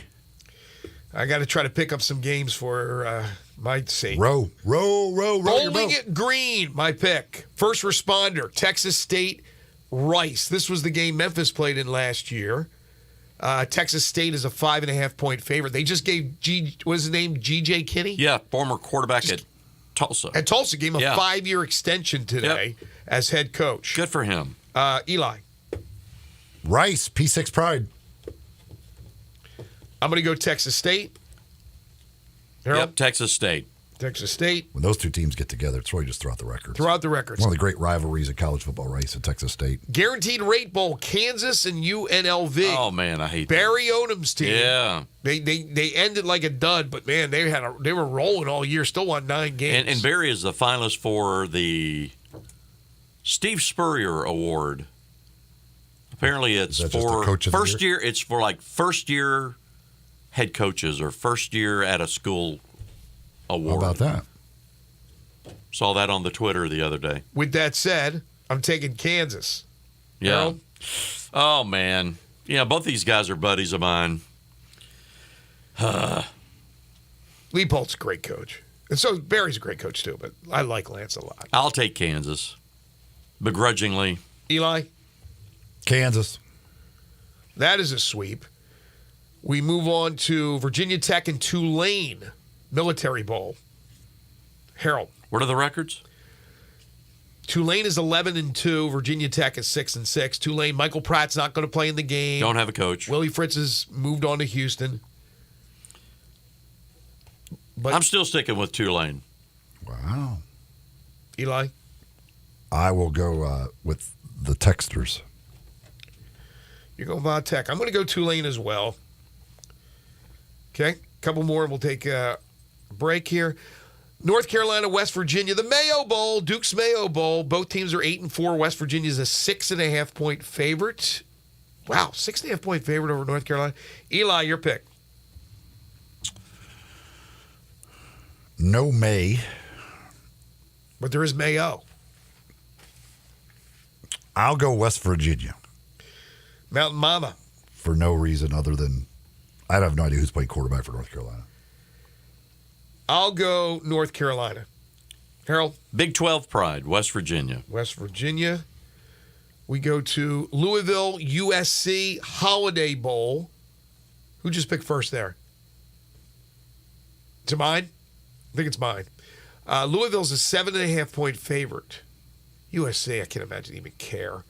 Caleb Williams is not playing, obviously. Yeah. Give me Louisville. Harold? Yep, Cardinals. Eli? Louisville. Okay. Texas A&M, Oklahoma State in the Texas Bowl. Harold? Texas A&M a 2-point favorite. 2-point favorite, and that's in Houston. I'm going to take Oklahoma State. Eli? Oklahoma State. Yep. I agree. And, all right, we'll cut it off right there. We'll come back. We'll do the rest of them. Some of the big games, obviously. We'll get to the playoff games as well as we continue and get Harold's thoughts on next week. It's going to be a big week with, obviously, the teams, Memphis obviously here, but Iowa State arriving on Saturday, is it? The 24th. So that's Sunday. So Sunday. So they'll be here in a couple of days. We'll go over the schedule as well. You bet. Genesis Diamonds, located at the Poplar Commons Shopping Center, Poplar and Perkins Extended. Just a few days remaining to get that shopping done for the holiday. And at Genesis Diamonds, that's just a few days remaining to take advantage of 5 years, 0 interest financing. That's right, 5 years, 0 interest financing. That's what you can get right now through Christmas Eve at Genesis Diamonds. They're rolling back those interest rates, making it easy for you to find that great piece of jewelry, that special piece of jewelry for that special someone on the holiday list. You're thinking about getting getting engaged this holiday season, go see the folks at Genesis Diamonds. Unbelievable selection of diamonds, engagement rings that you'll find over there. Great prices to begin with, and now 0% financing for 5 years. But it's not just those engagement rings, it's everything in the store. The rings, earrings, bracelets, bands, certified natural diamonds, lab-grown diamonds, pre-owned Rolex watches, all available with the 5 years, 0 interest financing at Genesis Diamonds, Poplar and Perkins Extended in the Poplar Commons Shopping Center. You're listening to the AutoZone Liberty Bowl Inside College Football Hour here on Sports 56 Mornings with Greg and Eli, right here on Real Sports Talk, Sports 56 and 98.5 FM. We are Real Sports Talk. Sports 56 WHBQ. Available on your radio dial at 560 AM and 98.5 FM, as well as around the world online at sports56whbq.com. Take us with you everywhere by downloading the Sports 56 app. And at home, just say, Alexa, play Sports 56. Wherever you are, stay tuned in to Real Sports Talk. Sports 56 and 98.5 FM. Memphis, home of the Blues, World Championship Barbecue, and award-winning craft beers.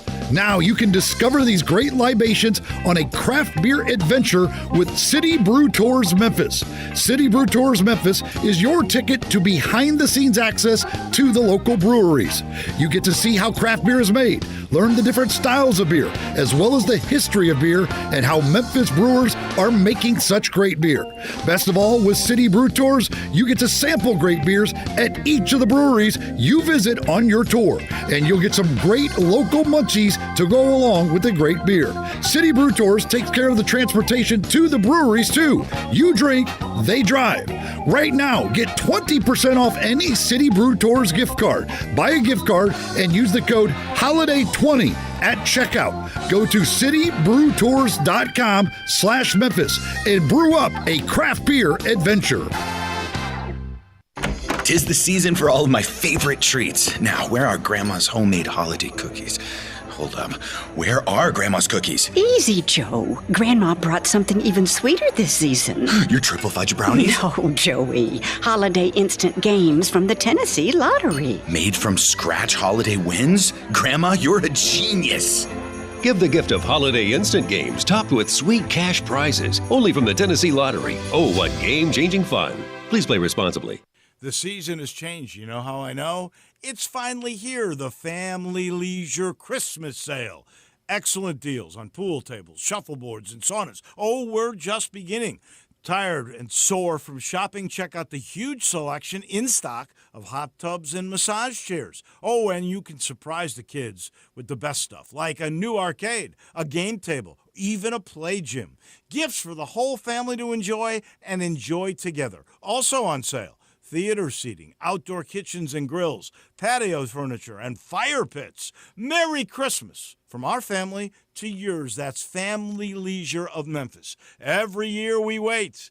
They always deliver. They've done it again. The Family Leisure Christmas Sale is happening at I-40 and Whitten Road. That's 2120 Whitten Road to be exact. That's the place of shopping heaven. Family Leisure, where family and fun all come together. How's Wingstop sound? Crispy, juicy, classic wings. Made to order, cooked to perfection. And sauced and tossed in those 11 soul-satisfying flavors. Paired with hand-cut seasoned fries, house-made honey mustard, blue cheese, or signature Wingstop ranch. And of course, spicy Cajun fried corn. I think you've heard enough. Get your flavor delivered at wingstop.com. Spirit Lead is here from Westwood One, inviting you to join me and Mike Golick for Thursday night action when the Los Angeles Rams host the New Orleans Saints. It's an NFC battle of two playoff hopefuls, with both at 7-7 and coming off wins last week. Who will pick up the pivotal late season win? Find out on air and on the free live stream sponsored by AutoZone on Thursday Night Football. Right here on Sports 56. As the weather gets colder, the NFL offers Stay Hot on FanDuel. Right now, new customers get $150 in bonus bets with any winning $5 moneyline bet. That's $150 if your team wins. If you've been thinking about joining FanDuel, there's no better time to get in on the action. The app is so easy to use. There's a wide range of betting options, spreads, player props, over-unders, and more. I like putting parlay bets together, hammering the overs, and anytime player touchdown bets always have me on the edge of my seat. So if you're ready to do the same, visit FanDuel.com/win and kick off the NFL season. That's FanDuel.com/win. FanDuel, official partner of the NFL. 21 plus and present in Tennessee. First online real money wager only. $5 pregame money line wager required. First online real money wager only. $10 first deposit required. Bonus issued as non-withdrawable bonus bets that expire 7 days after receipt. See terms at sportsbook.fanduel.com. Gambling problem? Call TN Redline 1-800-889-9789. Welcome back to Sports 56 Mornings. This hour brought to you by Acura of Memphis. Now, more of the AutoZone Liberty Bowl Inside College Football Hour. Here are your hosts, Greg Gaston, Eli Savoy, and Harold Grader. All right, welcome back, everybody. We made some picks off air. Time restraints. We move forward in the programming. We go to the Alamo Bowl, Arizona, Oklahoma. Thank you, Dari, for that statement. Arizona, Oklahoma, Harold. Oklahoma. Eli? Yeah, Oklahoma. I'm going to go Arizona. They played really well at the end of the year. Are you abstaining, I should say, from Memphis, Iowa State? Yes, I am. Okay. So we won't even pick that one. We'll wait. We got the Gator. We got the Gator next. That's Clemson and Kentucky. My pick? Go ahead. Yeah. Clemson. Eli? Clemson. Me too. We got the Sun. That's Oregon State and Notre Dame. Eli? Notre Dame. I'm taking Notre Dame. Yep, trifecta. Notre Dame. Cotton Bowl, Missouri and Ohio State. Ooh. I got to pick first in this one. I'm going to go Ohio State. Harold? I'm going with my man, Drink. The Drink? Mizzou? Yep, I'm going with the Drink. Eli? I don't know how many people from Ohio State aren't playing in the game. I assume there's a lot because Missouri's the favorite in this. I'm going to take Ohio State, though. Okay. Maybe Dallin Hayden gets a chance to play and goes off. Auburn, Maryland in the Music City Bowl. Eli, pick first. Auburn. I ain't picking that garbage Maryland program. Well, Maryland's not going to win because... that's your school. Yeah, that's my school. But Tagovailoa is not playing in this game. He's not. So they're going to lose. Auburn will win this game. I don't want them to win, but they'll win. Peach Bowl. Ole Miss, Penn State. I didn't make my pick. Give me Hugh Freeze. Oh, I'm sorry. That's okay. Auburn. I figured you loved Auburn. Hugh. Ole Miss, Penn State. Harold. Ole Miss. Eli. Ole Miss. Ole Miss from me as well. We go to the Orange Bowl. We have Georgia and Florida State. People are going to make a big deal about this one, and they shouldn't. Eli. Georgia. Yeah, I hate to pick against Mike, but give me Georgia. Okay, Arizona Bowl is Toledo, Wyoming. That's me. Who cares? I'll pick Toledo. Harold? Yep, Toledo. Eli? Wyoming. Rely Quest Bowl. Wisconsin, LSU. Who picks first? Harold? LSU. Eli? LSU for me as well. Of course, no Jaden Daniels. Fiesta Bowl, Liberty and Oregon. Eli, you pick first. Oregon for me. Oregon. Okay. Iowa and Tennessee in the Citrus Bowl. This is my pick first, right? I'm going to take... This is easy. Yeah, I'm going to take Tennessee. Iowa didn't... They don't score. Eli? Harold, you're next. Tennessee? I'm taking They're the over by the half. If Tennessee can get over 7 points by the half, then they've got the game won. Something tells me... Who are you taking? Something tells me Josh will figure out a way to coach his team to at least 7 points. Iowa doesn't allow any points either. You never know what could happen. You got Tennessee? Yes. Okay. We go to the two playoff games. Well, going way back in the time machine, to quote Steve Spurrier, you can't spell citrus without UT. Tennessee all the way. Playoff games, Alabama. I know where Harold's going. Yeah. Alabama, Michigan, the Rose Bowl game. I'm going to the game. That's where I'm going. Nice. Yeah. We're looking forward to that trip. So Bama for you. Yeah, Bama. Roll Eli. Tide. Alabama.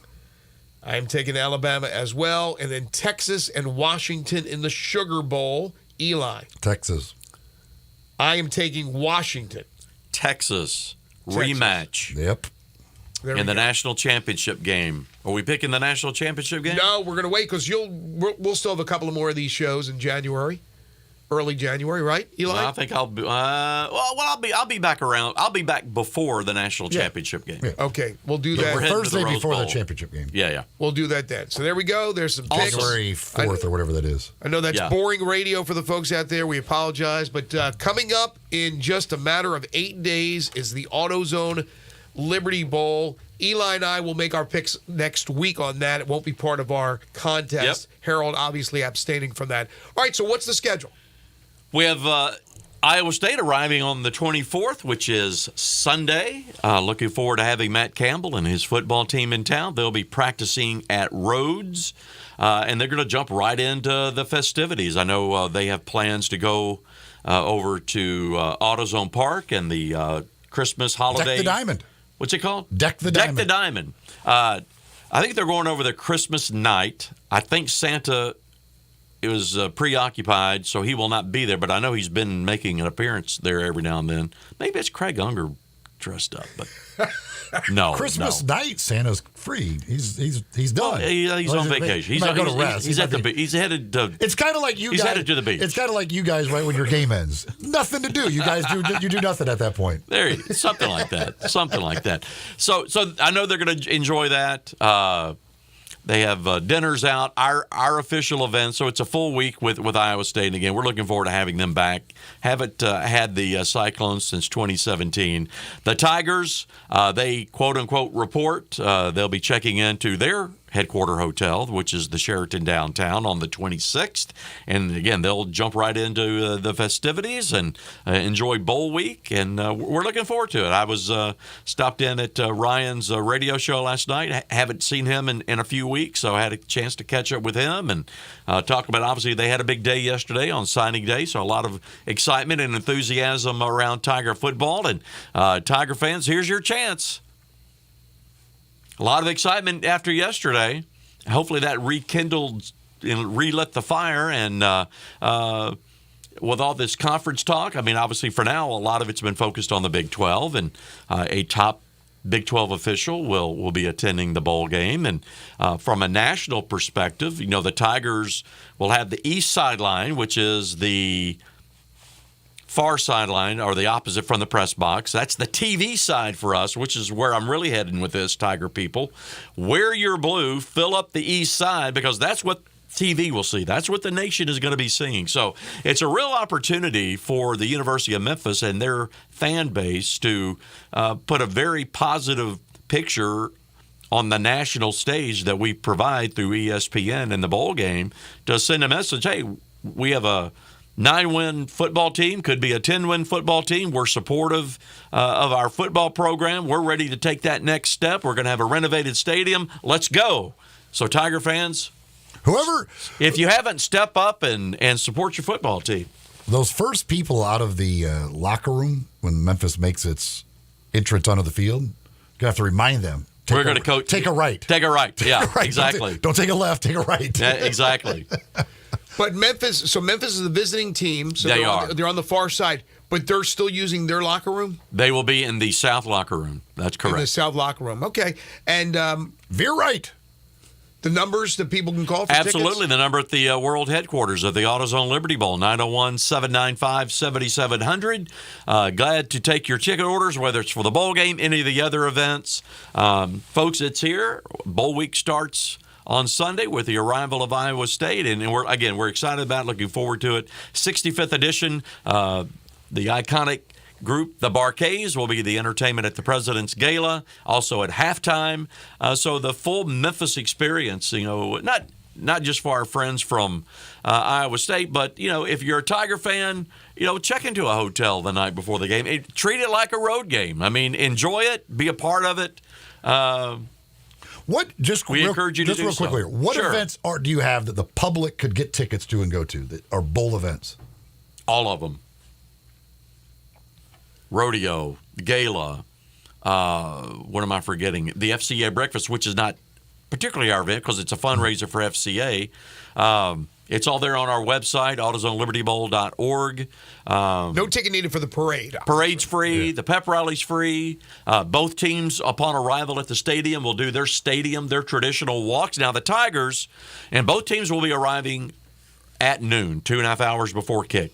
Now, the Tiger Walk will not be down Tiger Lane because we've got too much stuff going on at Tiger Lane. Okay. It'll be the gate and the path basically at the corner of where the Mid-South Coliseum is and the new Sports and Event Center. I think that's Early Maxwell and Patriot Lane. Okay. I think is what that is. But that's where the buses will pull up. They'll walk down that road through the Silver Lot, go through the big gate there that goes into the Halo, hang a right, and away you go.